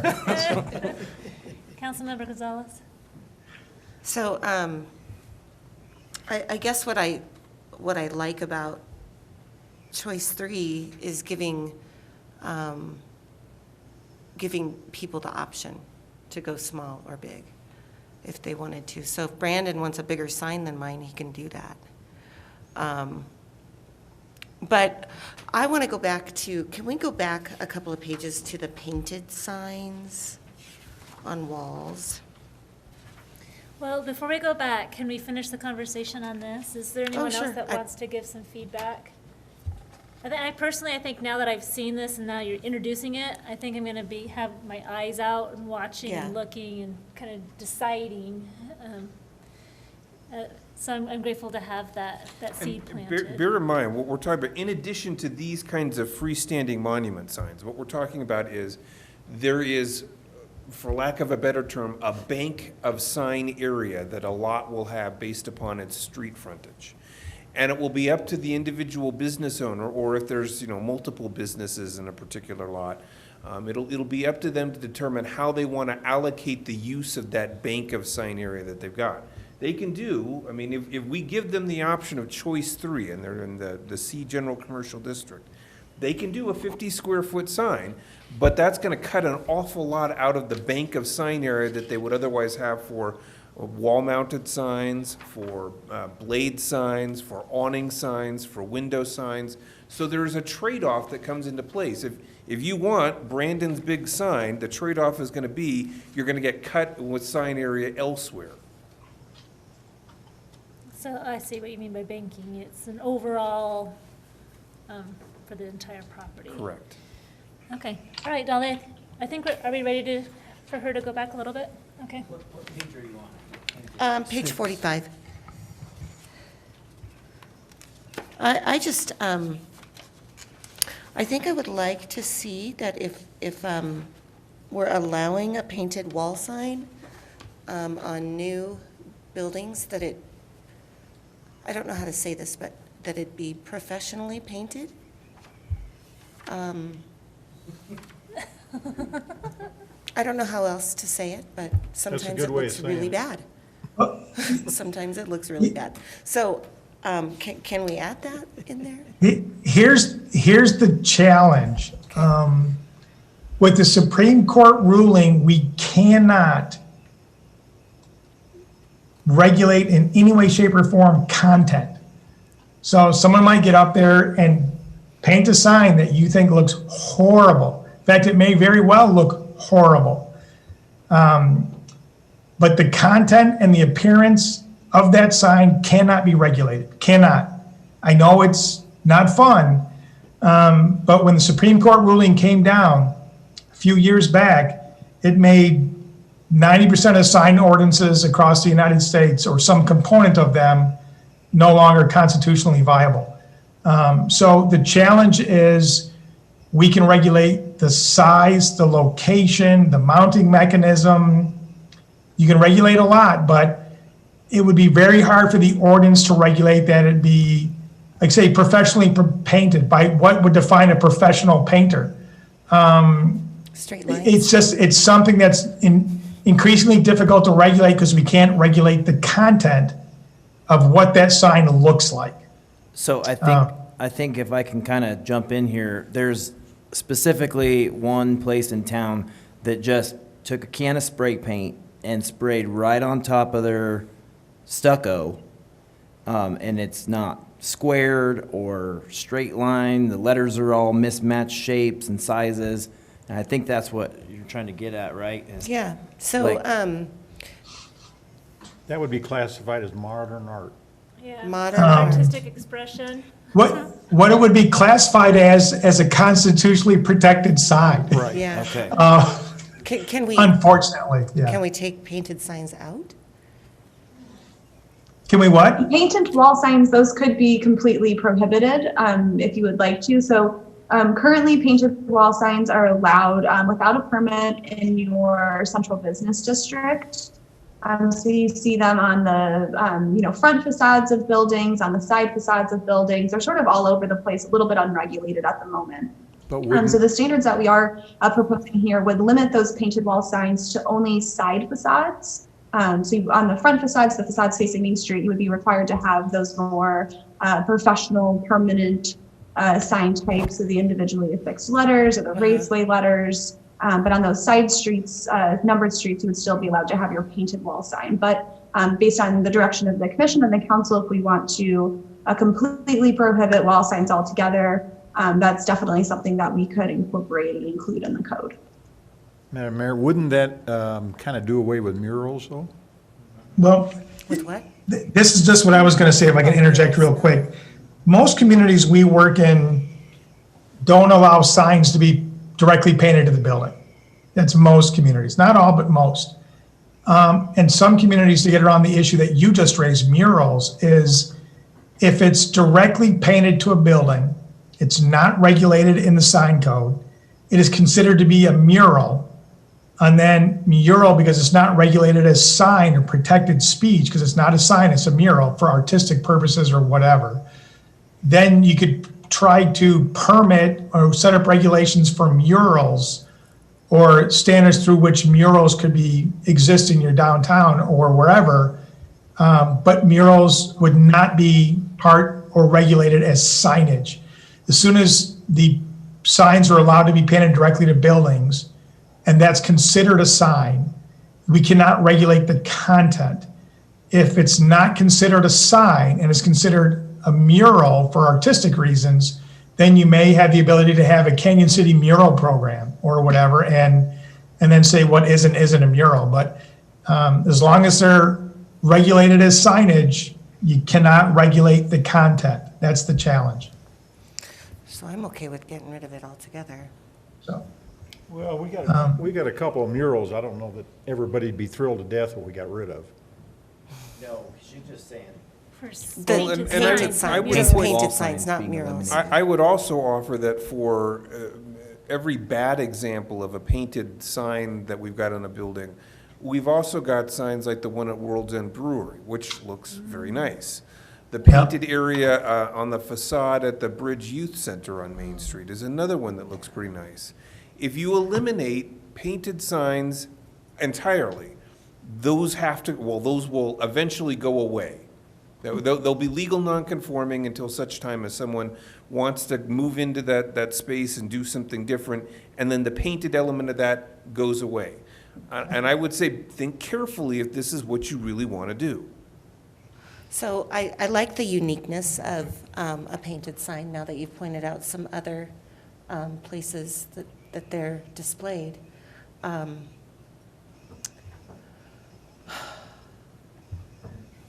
I don't know how we get around this, because, How we get rid of the riffraff yeah, versus the people that have really taken the time. Don't they just naturally usually go out of business and someone who moves in and fixes it, hopefully? I don't. I mean, that is I the would bitter not want pill. for If you're that to going to happen. allow them for the really high-quality ones, you also have to allow them, because of their constitutional protected status that you can't review the content, you got to let the nasty ones through too. yeah. I guess professionally, I would err on the side of taking the good with the bad or the bad with the good, unless it's a real problem. When you try to get too clever with your regulations, it's often not worth the unintended consequences to people that are doing a good job. And I guess the tale of caution would be to not come down too hard on the folks that you like, or the character that it helps achieve, or the kitschy sort of charm that it helps bring to Canyon City is people drive through or visit the downtown, or because a couple might be ones you don't like. And that's sort of, it's a tough road to go down to regulate that if you want to go down that road. John, what would you say is the percentage of cities, you say most don't allow painted signs on buildings? Would you have a rough estimate? I don't know that there is. Jackie, what do you think? 70% don't allow it, maybe 30% do. I don't know, 60-40, 70-30. It's, and most of the ones that come back and say we want to allow it is because they have a couple of signs that historically have been painted on some old brick building somewhere that people think is cool and they like it and it's charming, and they don't want to make that legally non-conforming or grandfathered. They want, because they want more of the cool. It's when the really crummy one goes up that they rethink maybe they don't want to permit it. But it's so there isn't a percentage based on our and my experience. More seem to try to not have it than have it. But again, the change in federal law now is probably going to make people err on the side of, I don't know, either they're going to not regulate it and take the good with the bad, or they're going to come down on the good to get rid of the bad. I don't know what people are going to do. But it's definitely part of the charm. If you walk around or drive around Canyon City, it doesn't look like every place else. It looks like Canyon City. And, you know, it's not just the gravel driveways that sort of define who you are, or some of the other funky things that are great, but different.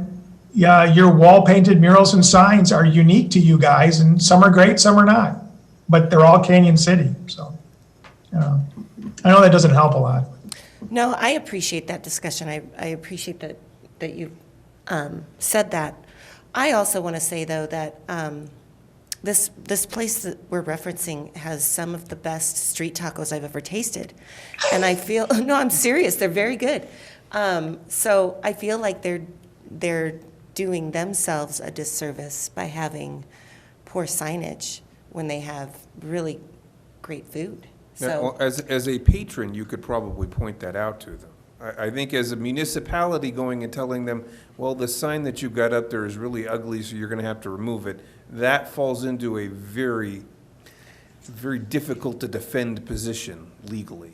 That is a point well taken. Is it bad signage? No, PR is bad PR. So here we are talking at a zoning and planning meeting about that ugly sign place with awesome tacos. So it's, again, I don't know, maybe it's intentional. I haven't gone in there because it makes me nervous. Oh, no, they're good.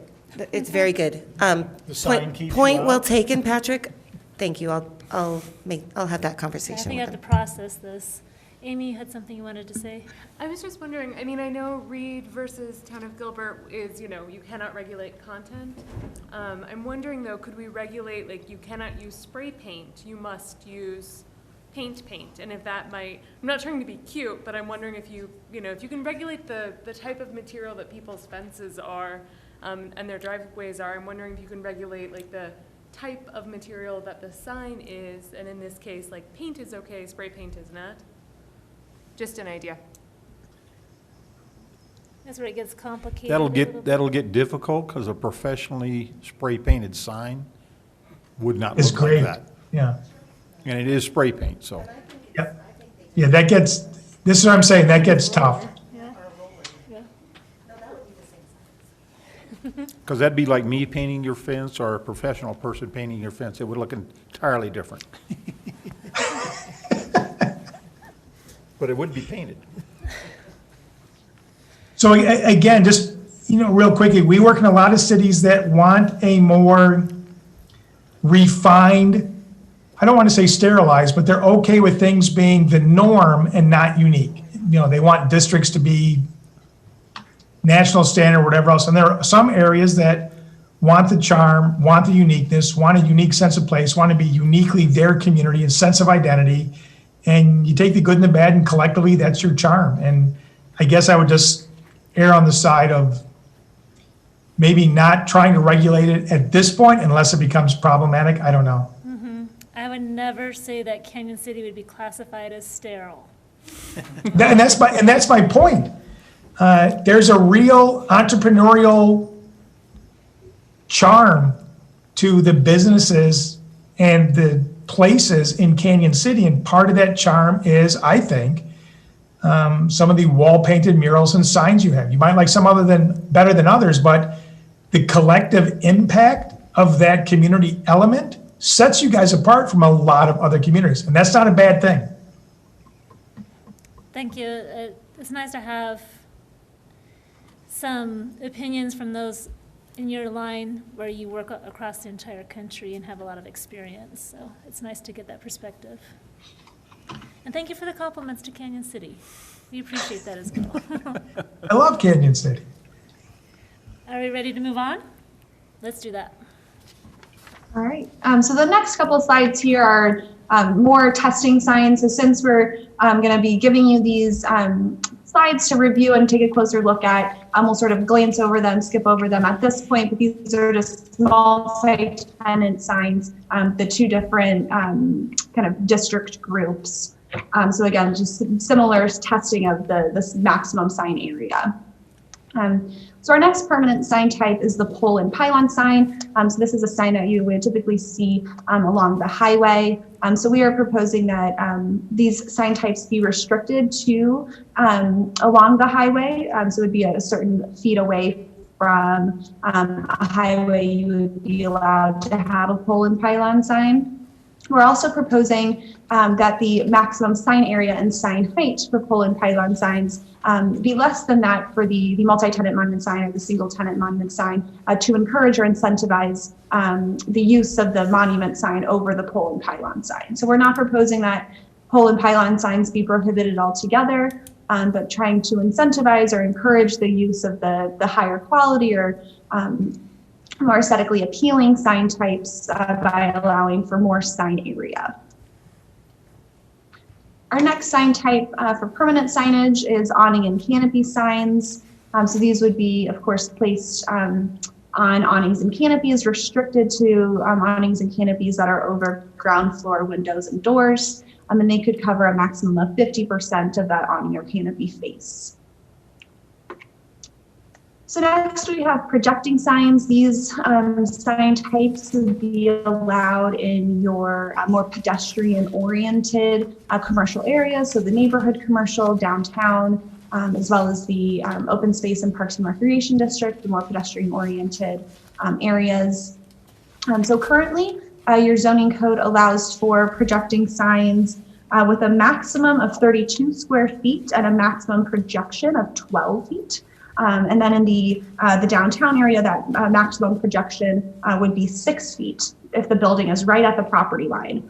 And there are some areas in the downtown where you might have maybe a 5 to 7 foot wide sidewalk. So imagine this big sign sort of looming over the entire sidewalk. It's really pretty huge allowance for projecting sign area. So we're proposing that this really be reduced quite a bit down to a maximum of 4 square feet.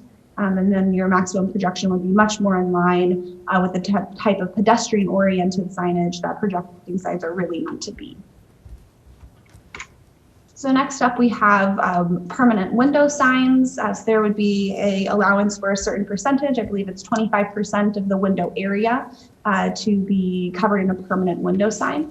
We also have temporary window sign standards that we'll get to in our next set of slides, and those would be counted in aggregate with one another.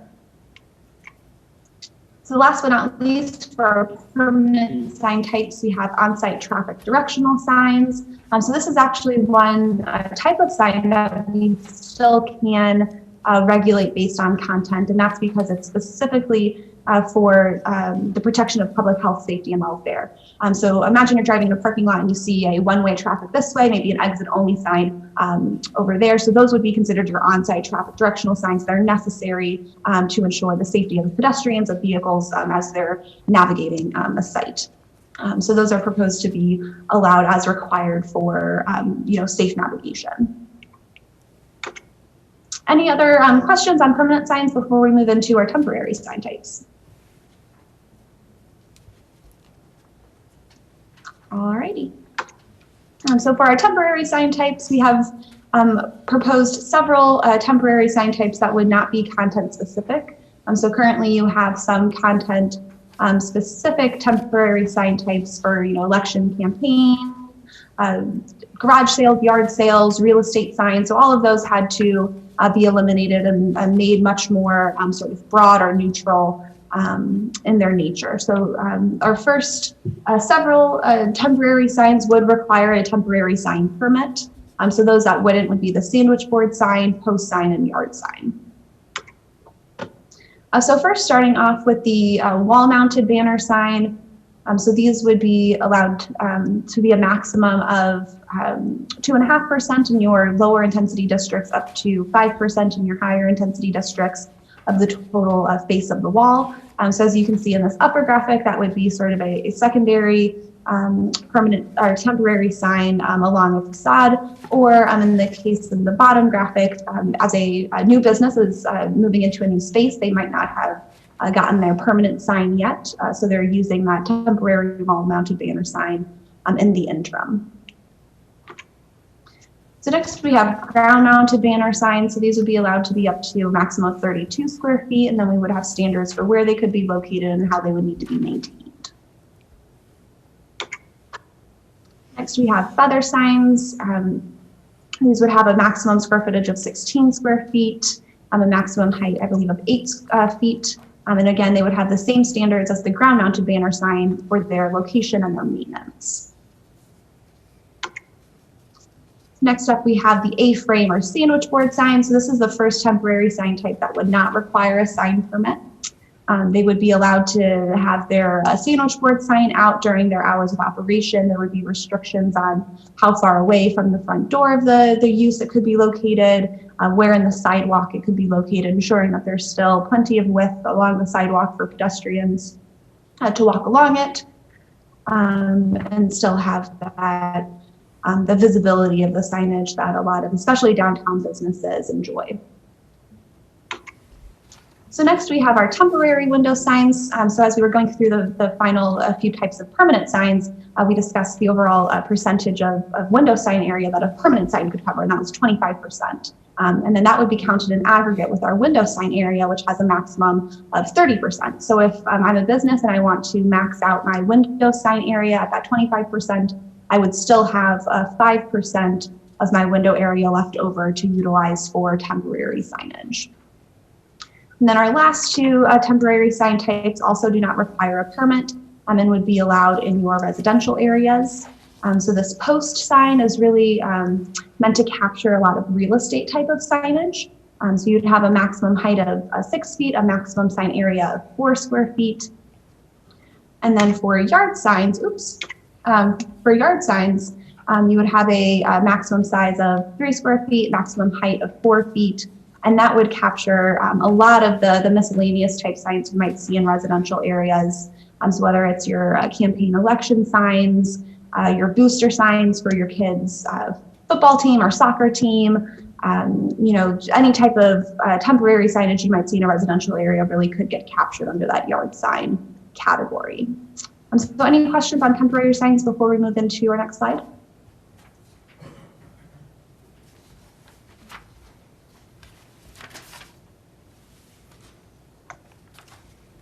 All right. So next we wanted to talk about our general sign standards. So we start off with illumination, so how bright our signs can be. And those really tie back to those outdoor lighting standards that we discussed in Chapter 6, the development standards. And so the next section for general sign standards covers electronic message boards. So these would be those LED screens that have the changing or rotating sign message. So we're proposing that the electronic message boards be allowed for single tenant and multi-tenant monument signs only. So this would be another way of incentivizing the use of those higher quality signs by allowing up to 1/3 of the, or 2/3 of the monument sign to be the electronic message board. To ensure the safety of people that are driving or as they're navigating those commercial corridors, to ensure they're not distracted by a lot of flashing or changing messages, we're proposing there be some standards on the message transitions. So the message would have to be static or an image only. The transition between messages would need to be instant. There couldn't be any type of dissolve or animation. and then you would be allowed to change your message every 10 seconds. Any question on our general sign standards? So I would, Jackie, I'd like to go back a little bit to talk about the signs, yard signs. So is there, right now, these standards are citywide. All of the sign chapter is a citywide ordinances, would that be correct? Or standard? It is, but we divide our sign criteria up between signs in residential areas and signs in non-residential areas right now. So signs that are available in non-residential areas are not necessarily available in residential areas? In some cases, yes. Well, where do we see that in here? With residential areas, we call these the, lack of a better term, the issue or cause sign. You can have up to 4 of them in a residential area. You generally don't do that in commercial areas. So, but where in what we have in front of us is that distinction made? So that goes up to, I can skip back to that slide. There's a table at the very beginning of the chapter that discusses in which districts the different sign types would be allowed. So we have all of our residential districts grouped together because we're allowing signs similarly in all of our residential districts and the types of signs that would be allowed there. And this is one of the reasons why this particular code is much easier to follow. In that one graphic right there, you're getting a snapshot of our sign code far better than it's laid out in the current code that we have right now. It's consolidated in one place. You're not chasing the several different pages to determine, okay, is it a non-residential district, is it a residential district, prohibited sign, etc. You've got the snapshot right there. So the P stands for require, what does the P stand for? Permitted. And the A stands for? Allowed. Allowed. That means so one requires a permit, one's a right by use, essentially. Correct. Exactly. Okay, so if I'm in a residential district,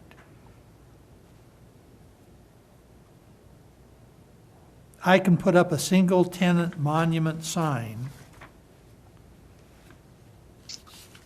And that would be subject to the 2 notes that are referred to next to the P, the 1 and the 2. So down at the bottom of the table, that single tenant monument sign in a residential district would be permitted for non-residential mixed use or multifamily developments only. So there are instances of churches or schools in your residential districts, so wanting to allow for some single tenant monument signage for those uses. We would also allow for that type of signage at the entryway or gateway to a subdivision or neighborhood, since you would typically see that sort of gateway signage to identify a new neighborhood or a distinct neighborhood. Gotcha, I understand. Okay,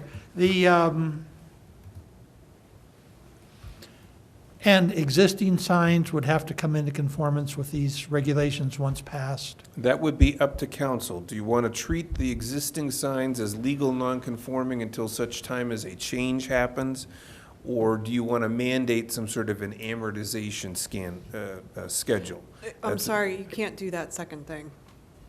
You're not permitted to impose an amortization schedule. So they're just going to be, if they were legal at the time of the passage of this code, they'll be non-conforming. If they were never permitted, then they're just illegal across the board and they have no protections. Does that make sense?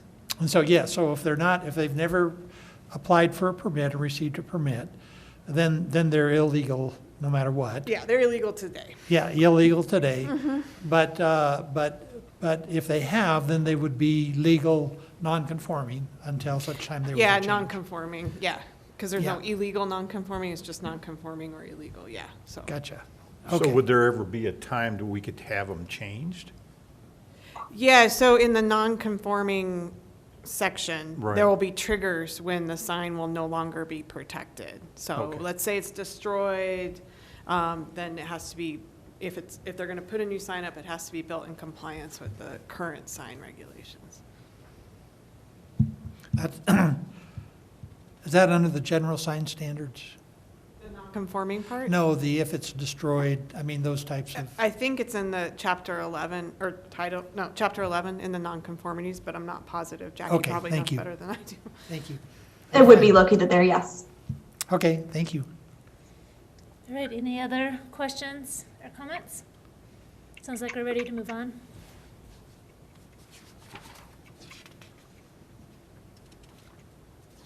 So the next section in the sign standards is the prohibited signs and content. So we're proposing that off-premises signs and billboards, roof signs, outline lighting, which is the LED sort of strip lighting that's shown in this picture here, attention-getting devices and signs that encroach on the right-of-way be prohibited sign types.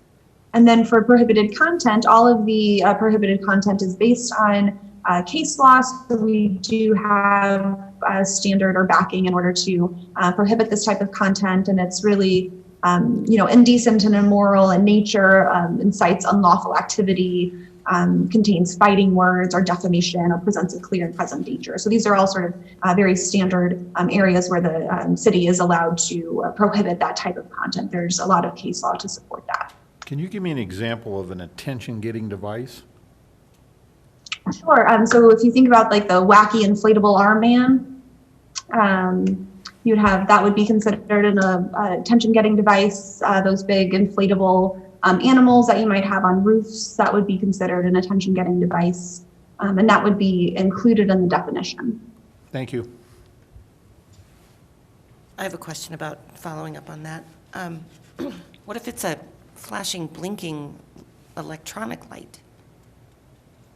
So that would also be restricted as an attention-getting device. So anything that's flashing, that's blinking, that's like rotating, otherwise moving would all fall under that attention-getting device category.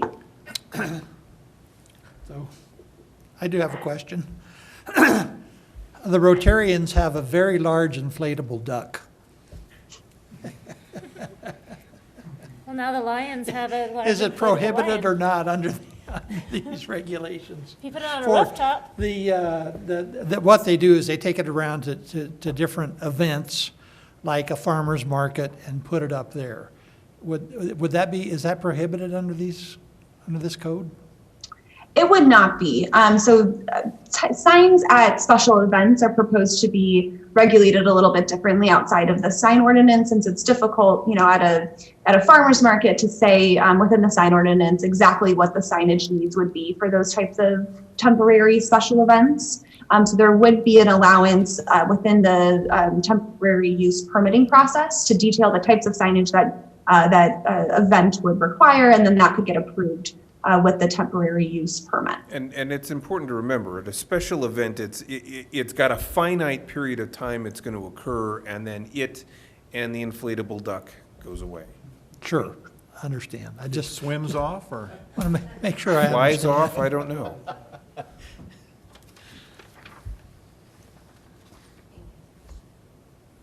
All right, any more questions on Chapter 7 sign standards? Yes. Not quite as crazy as the inflatable duck, but the other one that I can think of is on the corner of 15th and 50. There's frequently a person with a rotating sign for either tax prep or... Liberty tax preparation. Thank you. I'm assuming that would also be prohibited under attention-getting devices, since you mentioned rotating signs. I think that would also fall into the category of an off-premises sign, too. Even if there's just someone standing on a street corner holding it? For a commercial purpose. For a commercial purpose? If it was some political demonstration or something, I think that's a different animal. That's a different animal. Yeah. But commercial Not a purpose. duck. If I can, Mayor. Yes, please. Jackie, would it be possible to get a definition for attention-getting devices? I didn't see one in 12.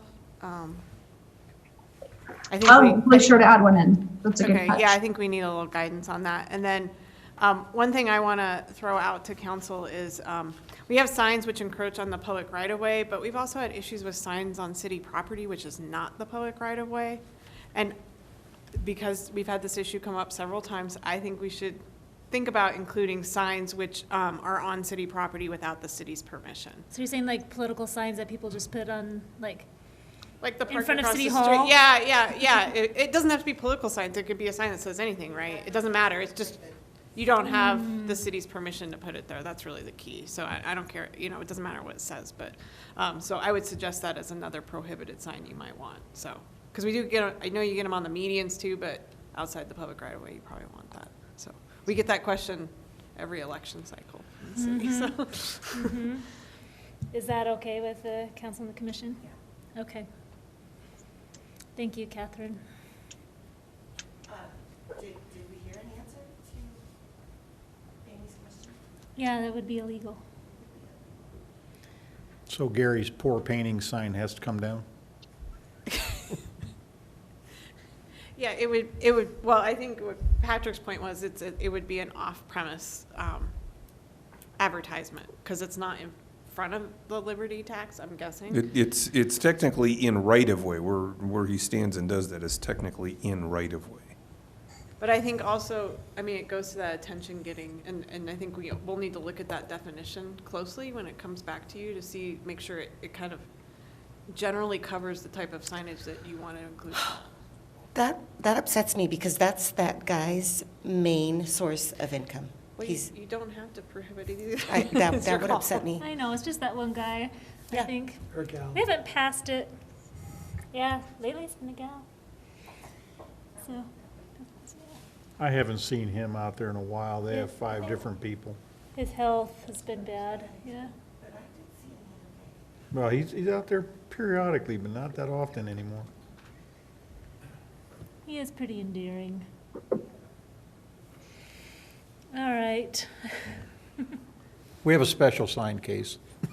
Yeah, that's true. Yeah. Yeah.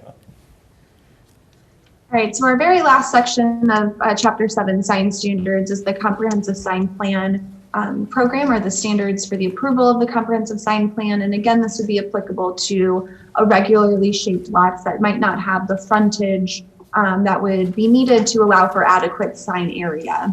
So those developers, those property owners, those business owners could come in and request a comprehensive sign plan, and that could be reviewed and approved by the zoning administrator based on some standards of review that are established that include the placement, quantity, and size of signage. All right, any questions on the comprehensive sign plan or any portions of the sign standards before we move into the next chapter? Is the next chapter the plan development standards? Yes, it is. So I would like to propose a 5-minute break because it's been 2 hours and we still have a lot to cover. So if that's all right, we'll take a little break. Great, good. Yeah. Thank you very much, Council and Commission. I did get some consultation for the rest of the meeting, and it's been recommended, House of Levine, I hope that you're okay with this too, that we will get through Chapter 8, which is just a few pages, and then reschedule for the rest of the conversation, since we want to make sure that we give it the proper attention that it deserves. Sure, we can work with Patrick to find a good date to make that happen. Okay, thank you. So if we can go ahead and get through 8, and then we'll find that new date. Sounds good. Let me go ahead and share my screen again. Jump over to Chapter 8. So that would be the plan development standards. So when we were going through the outreach process, one of the things we probably heard the most from our stakeholders that we interviewed was that the development approval process, especially the plan development approval process, was very convoluted, pretty confusing, and difficult to get through. So one of the big goals for this section was really to streamline things, to help clarify what would be required, and then to also streamline the actual approval process. So reduce the overall amount of time and costs that would be associated with development approval. And so to do that, we're proposing that 2 plan development processes be established. So these are very similar to your current processes for plan development district plans and then planned unit developments. So the major plan development would apply to properties that are proposed to be rezoned to the Plan Development District, the PD. So that would be the base district, is the Plan Development District. So the standards, the zoning regulations for that district would be established in the Plan Development District Plan, which is approved through the major plan development process.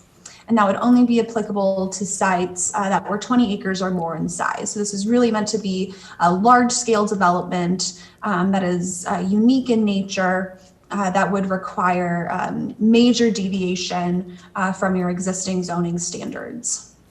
The minor plan development, on the other hand, would be development going through the Plan Development Overlay District process. So you would retain your base zoning, whether that's a residential district or a commercial district. You would have that base zoning district, and then your plan development overlay would go on top of that. So you would have all of the standards applicable in your base district, so whether that's the Riverfront District or one of your basic districts, except for approved site development allowances. And we'll get into those more in more detail, but generally they are deviations from the requirements of the base district that are approved through the minor plan development process. And this would be applicable to sites that are less than 20 acres in size. So first we have this table that really provides a summary of the minor and major plan development processes. So what are those steps, the required meetings, who would be responsible for recommendation and decision making. And then it also indicates if public notice is required at that meeting. So this helps to set up the sort of expectations for the different types of processes right at the beginning of the chapter, so people know what they're getting into as they get deeper into the text. So any questions on the major plan development or minor plan development steps? So these are pretty different. They're a little more streamlined than what your current requirements are. We did cut out some required meetings to ensure that the approval process was streamlined, but also I wanted to keep in enough of the public hearing, the public notice requirements to ensure that there was fair certainty with neighbors and that you all had the time and the meetings necessary to review the plan developments, as they deserve to that adequate level of review. Any questions specifically on the proposed revisions to the process? Catherine? So I have a question actually for council. And this is really a policy decision for you to make, but I want to make sure it's on your radar. There's currently a delineation between the major and the minor on the 20-acre line. I think the question for you and something to ponder is, does that make sense to you to draw that distinction and pull certain developments into one piece and certain developments into another? Or do you want the flexibility where the size doesn't matter, that the applicant chooses whether they're going to be in the overlay process or they're going to be in the plan, fully regulated plan process? And so that's just a question I just want to throw out there for you to consider. It's not really a legal issue, but I think it's a policy one, because flexibility is what you're looking for, I think. And I wasn't at the stakeholder stuff, but that would allow the applicant to kind of choose which avenue they go down. The processes are pretty similar. There's a lot more, I think, work for the applicant on the regulating plan side, just because they have to create a regulating plan, but it would be their choice. And unless there's a huge policy reason for that delineation, it's just something to think about. So, Catherine, I think you make a really great point. The flexibility in allowing any site to go through the major or minor plan development process would definitely be a benefit for developers. I think the reason why we've distinguished the two based on that 20-acre size is the overall difficulty in administering plan developments. So a major plan development that has its own set of regulations, if that were true for just one single site in the middle of your general commercial district, it would be a big burden for enforcement, for administration of that plan development district plan.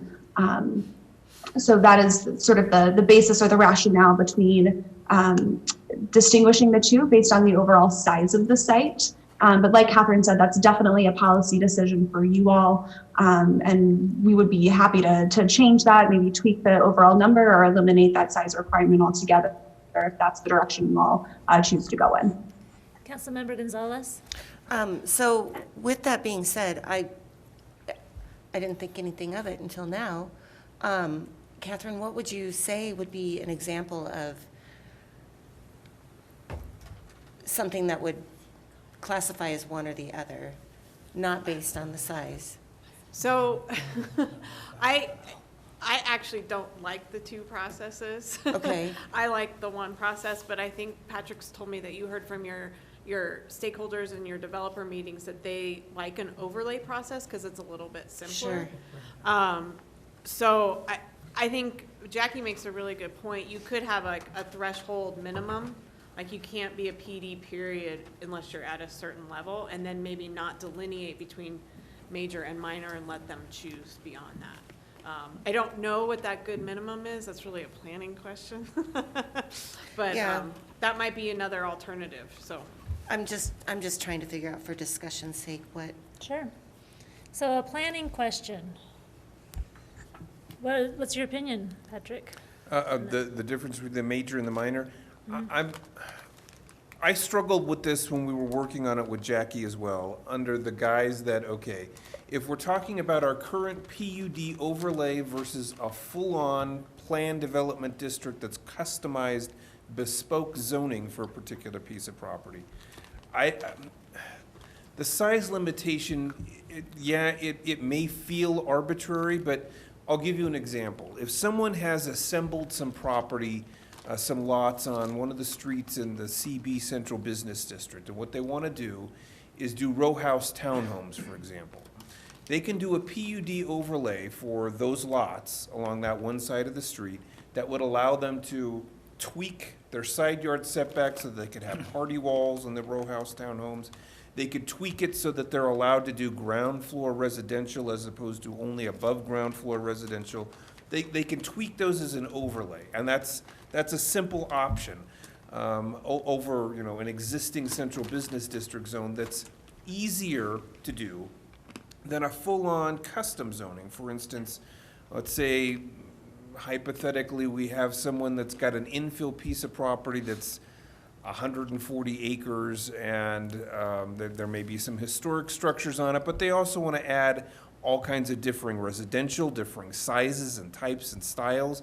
They want to add commercial because it's got some Highway 50 frontage.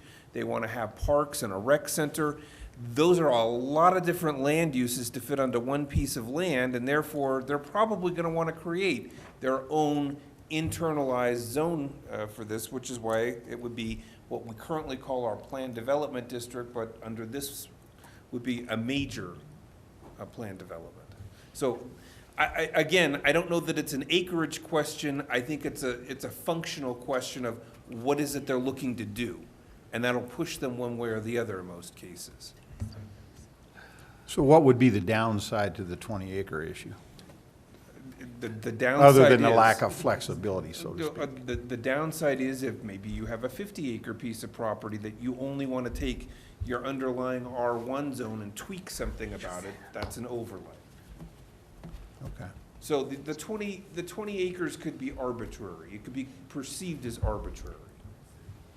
So some communities, they only have one process, and they allow people in their regulating plan to just adopt the underlying zoning with some tweaks like Patrick's talking about, and they don't make it an overlay. It's just part of the regulating plan that they adopt through that. That's another option. So they don't have to create all the unique zoning. They don't have to go through the whole thing and, do the setbacks and everything like that. They don't have to do that. They can adopt what they like, tweak what they want to change, and go forward. But I think that Patrick gave the perfect example of when the 20 acres runs into a problem is you have a big parcel, you want to just tweak a little bit, and now you have to go through a major process. And then the opposite's true, you have a little parcel and you want to create a whole new zoning district or a smaller parcel, and you can't do it. That's, I guess, why I raised the question. My question got answered. Well, council, do you have a feeling, and commissioners, on And you, a preference? I'm not saying you have to answer tonight or anything like that, just something to ponder. So it's a pretty big question, so sorry to throw that out. Well, we do need to give direction to House Hill then, too. So, but I, you know, if you're good with it, I'm in favor of allowing more flexibility, whether, you know, so that is there any drawback to following, say, the under 20 acre process for somebody that's got 150 acres? I mean, could they get some advantage doing it that way? Is there some Well, sure. drawbacks? Presumably, if it's a 150-acre piece of property and all of it has one zoning on it, and all they want to do when they develop this, if it's an R1, and maybe what they want to do is, you know, do something like the old conservation subdivision, where you can shrink the lot sizes to sort of compress where the actual residential units are going to be in order to maximize open space. You could do that as a PUD overlay. That would function as a PUD overlay in a 150-acre context. And that would be a downside to us? I don't know. I'm not saying it's Oh, okay. a downside. I'm giving you an example of how it could be applied to a 150-acre parcel. Yeah. So you don't see a way someone can game the system? I don't think so. The 20 acres more came into effect that if you've got a 5-acre piece of ground, you're probably not going to go parceling that out to create a half-acre commercial with this focus and, you know, a 3/4 acre multifamily residential. You're probably going to keep it as one zone and maybe do a PUD overlay if there's something about that zone district that you want to change. Right. John, did you have something you wanted to say? No, I was just going to say, I mean, I know that there is, you know, we want to be responsive to the development community. I know when we first started working on this, we said our approach to this was to not be onerous or over-regulatory, but to find a way that delivered better development for Canyon City, but to sort of, you know, supercharge private investment in a way that the city got what it wanted and developers were given a creative envelope to do good work. And that's the win-win. And I think the difference between the overlay district versus sort of the planned development district, the smaller one provides a level of certainty and specificity because the underlying zoning district remains. So if there's a residential district that exists and they want to do a planned development on top of that, they have to demonstrate how they're deviating from the residential zoning district standards to do something a bit more creative, but still when keeping with the underlying zoning for the most part. So it provides a level of flexibility on a smaller scale with specificity and fair certainty. If you have a larger piece of property, it's more likely to come in in phases and more likely to include a variety of development types as opposed to one if it's a larger piece of property. The planned development unit development district would allow them to come in and have this district applied to their property of greater than 20 acres without the same level of specificity as the smaller sites or process, and create sort of a master development plan that showed how the site would work with possibly several different uses, with different types of underlying zoning, you know, in terms of how it would manifest. And the city would be able to then work creatively with the developer to work on a bigger development envelope. But I think both of them will provide a level of flexibility that developers at those scales will be looking for. I guess the other thing you could do with those two is to allow, through administrative review and approval from Patrick, is that a petitioner could apply for one or the other, even if they didn't meet that 20 acre threshold. They could make their case administratively to say, we want to take this through X process, if we could set standards up by that. But I think the two-tier process, well, a little bit, again, we're going back to unique to Canyon City. But again, it works now. With revisions, it can work a lot better because it's a little confusing. But your development community seems to like the two different approaches. So it's different than what we usually see in cities, but if it works well for you, even if it's different, that so be it. So I don't think the 20 acres is necessarily arbitrary. You have to draw the line somewhere. And I think this would work actually very well. I think the development community would actually really like it. So Patrick, would you say that our community does like the two different processes? Oh, yes, we have examples of both having been used in the past. Dawson Okay. Ranch and 4 Mile Ranch would be examples of a major planned development, whereas we do have like some townhome developments that have used the PUD overlay, and they've Okay. been quite successful with it. So Well, I was how, Yeah, I guess, like the city attorney, if I can real quick, our initial preference, or our initial recommendation was to look at consolidating the two because the differences between the two were, in some cases, were hard to distinguish or clarify narratively when you're describing it to somebody. So initially, we wanted to consolidate the two into one. But with the positive feedback from the development community liking the two, our charge then was to delineate the differences between the two and make them both work better, providing the flexibility and clarity the development community was looking for. But we're doing the two and sticking with the two because the development community said they liked that approach. So we just tried to make it a better version of what the development community in Canyon City likes. Mayor Pro Tem Hamrick? So John, this is a question for you. In terms of the 20 acres, you said that we have to draw the line somewhere. And my question is why? It seems to me that allowing the developing community a more flexibility here is a good thing. And, and leave it kind of to Patrick to help guide people, or to our city planner to help guide people to what best works for them. It just seems to me kind of too arbitrary. Now, I guess, Well, can I say something to that first? Go ahead. I think that's where we got into some of the particulars or predicaments that we're facing today with some of this. There was so much flexibility in a lot of this, depending on who you spoke to, you could do almost anything. And I don't know that we want to get back into that arena again. And that was part of the challenge. You want flexibility, but you need fair certainty. And if we have an area with the underlying zoning, it's not a huge piece of property, 20 acres or less. We know what the underlying zoning is right now. There's an expectation that with some level of flexibility and creativity, you could take a run at that property, develop it with the underlying zoning, given the fact that you could deviate several different allowances through the plan development process and do something creative that fit with the underlying zoning.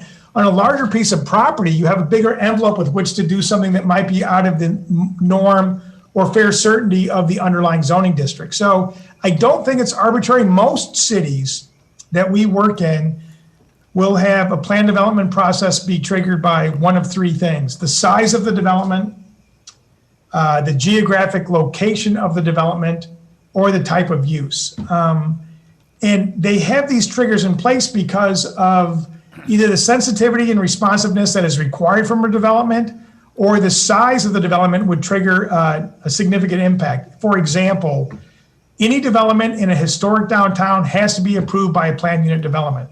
Some cities do this. Your site may be 50 feet wide. It may be that building that was removed in the middle of a block and you want to put a new building back into that block. So very, very, very small development, but it's a highly sensitive site. And if it's in the middle of the block, in the middle of downtown, and if it's not done right, it's going to cause problems. So they want to go through a PUD process to get it approved because it's geographically located in a downtown.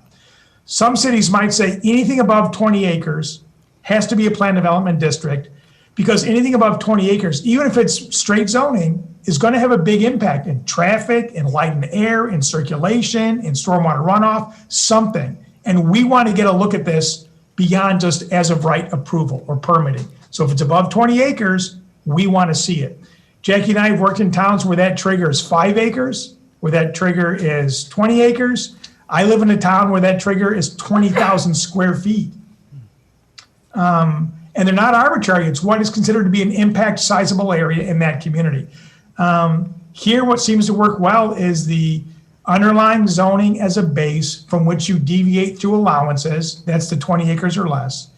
And the more creative approach, not contingent upon underlying zoning, for those larger pieces that you could go through public hearing and work out what would work well, working with the neighbors, et cetera. On the smaller pieces, it's simpler. It's easier for developer. They like the delineation between the two different sizes. for larger, more complex developments, they have a process where they're not bound by underlying zoning. But to combine the two, or to allow underlying zoning to not bind a development, then there's no fair certainty of what somebody might get next door. And I don't think that's what the city wants to do. I think it's too much flexibility. All right, so we have the two different ones, and you're suggesting maybe giving an option for them to choose if they wanted? Yeah, what I was suggesting is you could get rid of that delineation on the 20 acres. I don't love the two processes, but your community does, so that's fine. But, or, alternatively, get rid of it and set a minimum, 5 acres. If you're not over 5 acres or more, you can't do a planned development. You just can't do one. I mean, that's another option. So. And that's what we do in a lot of communities is the minimum, we call them triggers. And I guess an example of why I'd be hesitant for the, getting rid of the 20 acre differentiation. What if somebody came in with a 2 acre site and said, I don't want to be bound by what the zoning is. I just want to do something creative. Someone might say, I own the property next door and this was always been zoned this. Now you're going to tell me it can be whatever? That's tough to plan around. If you get a larger piece of property, you expect something that may be sort of reinvented. But if there's no size limitation on what can be reinvented, then everything is sort of up in the air, and that's tough. That's tough. We just fought that battle on Central and Fields. Yeah, and in that situation, the concern doesn't always have to go with the proposed developer or property owner. But what about the people on the surrounding or adjacent properties who bought and invested in those adjacent properties with fair certainty or understanding as to what that other property would be used for? And now all of a sudden it can be used for anything? That's tough. As opposed to it's zoned for residential, it's going to be used for residential, but we may have a little bit of flexibility as to what that looks like. That's different and a bit more amenable to adjacent property owners than, hey, it could be anything. So that's a bit more difficult. So therefore, I think if you're going to have two processes, some threshold, as the attorney recommended, maybe it's not 20 acres. I think that works. Maybe it's something else, but to allow total flexibility without regard to underlying zoning on any size piece of property, I think could be problematic. All right. Chairman, do you have any opinions on this? I think it used to be 5 acres. Is that what it currently says between minor and major? I don't know that it draws a distinction on acreage currently. It gives you two different processes and they've got different submittal requirements, but I don't know that there's an acreage minimum currently. Okay. Well, I like the idea of the triggers. What's the geographic location? What's the use going to be? And, have those triggers. You can leave the 20 acre thing just to kind of pick a direction, but use those triggers that John just spoke of to determine which direction you go with it. But yeah, historically, those were the triggers. Multiple buildings on a single site, that's where PUDs first came from, like a college campus or a hospital or a school where you had multiple buildings on a single site, PUD. Next was geographic location, like a historic downtown or something like that, PUD. And the other one really came about, we saw it a lot in the 80s when the residential boom was hitting and people were coming in for the first time with like, oh, I'm going to build a 100-acre subdivision. They're like, well, and I'm going to do it as of right. They're like, whoa, whoa, whoa, no way. The impact of that's huge. So anything over 100 acres, PUD. So geographic location, multiple buildings, or size of the development are typical triggers. And we can incorporate those if that's the direction you want to give us. We can incorporate those triggers. Well, as a city planner, what do you feel is the easiest direction? I think the triggers would work. We need to carefully define them, but I think the triggers would work. And how would the development community feel about that? I think the development community is interested in knowing what this means for their ability to develop their land. They'll choose the process that's for them the easiest path to follow, but they want certainty about it. Right. Are we getting too complicated, or should we keep it simple the way it is? I think the three triggers, location, acreage, and use, I think those are three fairly easy to define triggers. Hey, give it a shot. Okay? That's my opinion. Keep it simple. Do a little Keep bit it more simple. exploration on that. Sure. Catherine, do you have any advice? No? No. Okay, so I guess it's worth exploring, sounds like. So- Mayor Pro Tem? Sorry, I know we're going long, but I do have another question. So we're in chapter 8, and I'm looking at page 5 of 11, under site development allowances and modification standards. Under C5, affordability, it says the planned development includes residential dwellings that are deed restricted for households that make less than or equal to 80% of the area median income. And so I would just like to know more about that. I'd like to know more about the legality of that. Catherine, kind of what you think about that and why, how that would work. Does that mean that if you're going to build a house, you have to build some tiny houses? Is that what that implies, essentially? I mean, 80% of If you're gonna build 100 houses. median is then pretty low 20. here in Canyon City. And That's so, a good point. There are some laws, potential I could laws. jump in and maybe explain. Yeah, go ahead, Jackie. I'm sorry for interrupting, Mayor. So I just wanted to quickly explain the standards of review and the modification standards that Mayor Pro Tem you were referring to. So really quickly, the standards of review, so that would be right before on page 4 of 11, so 1708040. These would be the standards of review by which you all would judge or review a major plan development or a minor plan development. So regardless of the process they're using, these would be the categories of the criteria by which you would review the plan developments. And then when we get into the modification standards, so what you were referring to on page 5, these would be used in the plan development, the minor plan development process, so the overlay process. And these would be standards by which you all would review the site development allowances or the deviations from the underlying zoning district. So if I am a developer going through the minor plan development process and I am asking for less open space, smaller lots, and just generally more dense development, one of the modification standards I could use to justify that request could be affordability. And I could say a certain percentage of the development of those units would be set aside as affordable units. So it wouldn't be required that they provide those affordable units, but that's one of the modification standards that they could use in their request for a deviation from the underlying zoning district standards. Does that help to clear up your question? Catherine, do you have something else you'd like to add? So this is a fairly common way to get affordable housing, Right. to have Isn't it one of the few tools that we have to use? Yeah, to have deed restricted properties and 80% is generally considered affordable housing. So, but no, I mean, they don't have to be tiny homes. They don't have to be really small. I guess they could be.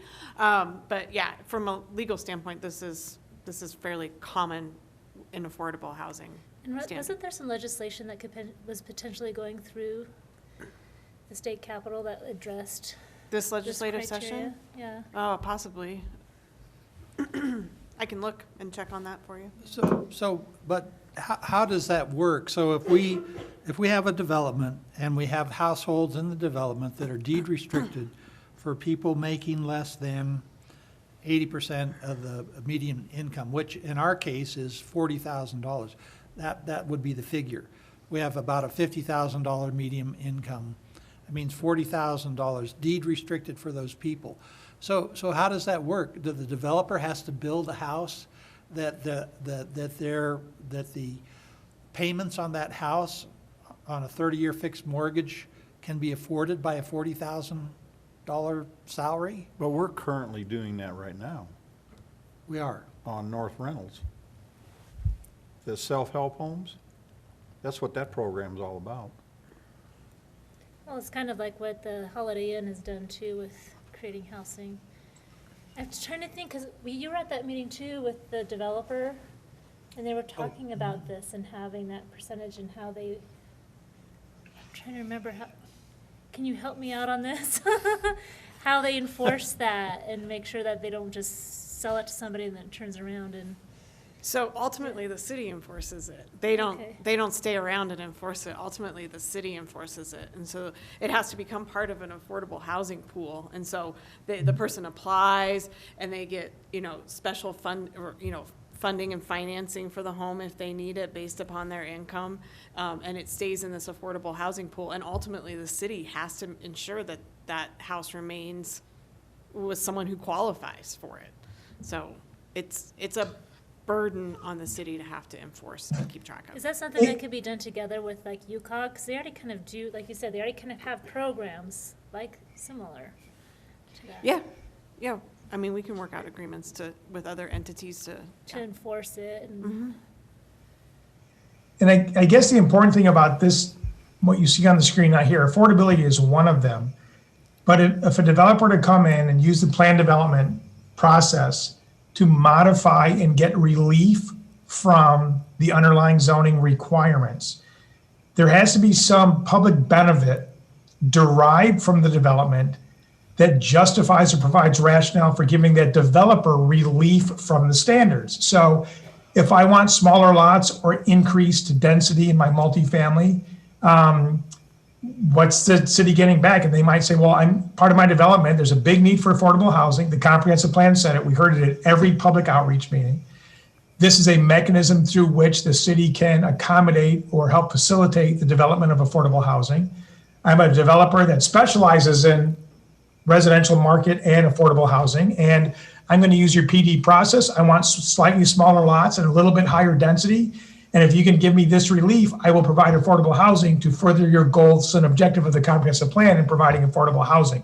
Or I'm going to provide some necessary open space because the existing residential neighborhood doesn't have enough near me. So as part of my development, if I can get a little bit more density over here on this portion of my site, I will provide public open space on this side of my site that's open to any surrounding areas to use as new public open space. So the benefits to the city could be new public gathering spaces, sustainable design, landscape conservation, an appropriate mix of uses that otherwise couldn't be provided in the marketplace, affordable residential. These are things that without some relief, a developer may not be able, and these are the examples. These are amenities or benefits to the city a developer may not be able to provide unless they get relief. So they may seek relief in order to deliver one of these community benefits. So this is just an example. We don't have to define how that would happen, but it avails the developer of a menu of different things the city would like to see. And it telegraphs the fact that the city is considering relief if the developer can propose some of these things. Right. And That's why affordability is one of them. And it says that in section C, that these standards shall not be regarded as inflexible, but shall be used as a framework to evaluate the Right. quality of amenities. So these are Right. like, you have to do this. These are things that are on the plate. These are tools that Tools. we can use. And these are things that in the plan, this is how zoning can begin to deliver on a city's aspirations and what their priorities are. And during the planning process, we heard that there was a desire for more public gathering spaces and civic spaces, that there was a desire to see more sustainable development and sustainable design coming forward. There was a desire to see a greater mix of uses in certain areas that straight zoning would provide, or to provide more affordability in some of the new developments, so the affordable stuff wasn't always the older housing. So these are things that were reflected, the responses we got in the public outreach portion of the comprehensive plan. And this is a mechanism through which a developer can provide and deliver to the city that which it says it wants. And if it's given a certain amount of relief, then maybe the developer can provide these things, where if through straight application of zoning and straight market forces, the city may not be able to see these things realized. So it's a way to provide some flexibility to a developer who in return can deliver some of what the city says it wants to see. It's just an option, just a guidance. So the I still have my question about the deed restriction and how actually that works. But based on what you said, John, the problem is this says the following modification standards shall be utilized. Okay, it says they're not inflexible, they should be considered flexible. But the way that I read that is that if I want to use this process or to get site development allowances and modification standards, I have to have some of all of those. It's not but the current language. If that's the way you're reading it, we can tweak the language. That's not the intent. The intent is not that you have to meet all of these, that these are the standards that shall be used by the city when considering whatever is proposed. Not that you have to propose all of these. So if it's a wording thing, we can fix that. Yeah. The wording is, the modification shall be utilized. It's like a master plan, All right, we'll fix the wording, and when we meet again next time, we'll circle back on the issues you guys have raised tonight, and this will be one of them. So we'll circle back and revise that language to clarify what the intent is, because the intent is not that you're required to meet all of these. That's a good point. We'll fix that. Okay, that's great. And my concern about the specifics of the deed restrictions is just that, I think, putting the city into the position of being a landlord for these things where we've got to enforce deed restrictions, which means that we kind of have to act as a real estate agent, it seems to me. And that probably takes us way beyond what we should go tonight. But maybe getting some more information on this would be really helpful. Catherine? I think Mayor Pro Tem Hamrick's point is a good one. I think you need to have the mechanisms in place if you're going to actually consider something like this. Now, that's beyond the UDC, but you do need to have those mechanisms in place. So that would be maybe a separate conversation? Okay. Are we ready to move on? Let's do that. All right, so that's actually all we have to review today. If we wanted to stop at the end of chapter 8. So we will circle back with Patrick, get a date on the books for our next meeting, where we'll go through a chapter of our discussion here for plan development. So we'll bring back the triggers that we established or that we developed for the major and the minor plan developments for your consideration. As well as that clarified language for the modification standards. And if you could all give some thought to those sign options that we talked about as well, and send me your thoughts on those so I can keep a tally. We will do that. Send us an email reminding us, please. Sure, of course. Ideally, I'd like to be able to give an update at the next meeting that we have. So yeah, if you could maybe get me a response by Friday, maybe Monday Monday's a holiday next week. Catherine, can we do that? Can we make those decisions by tallying on an email? I mean, does that need to be more in a public conversation? As long as you're not talking to one another, it's technically not a meeting under the open meetings law, and Patrick can come back and present the tally, as he put it, and then provide that to you, and you can discuss that as a body, if that works. Okay. All right. I'd also like to say thank you to Jackie and John. I've actually learned a lot tonight. Thank you. I really appreciate the work. And Catherine, I know you've been a big part of this. You've been wanting to change the signs for a really long time in the ordinance. So thank you. This has been pretty enlightening, and I'm excited. Good.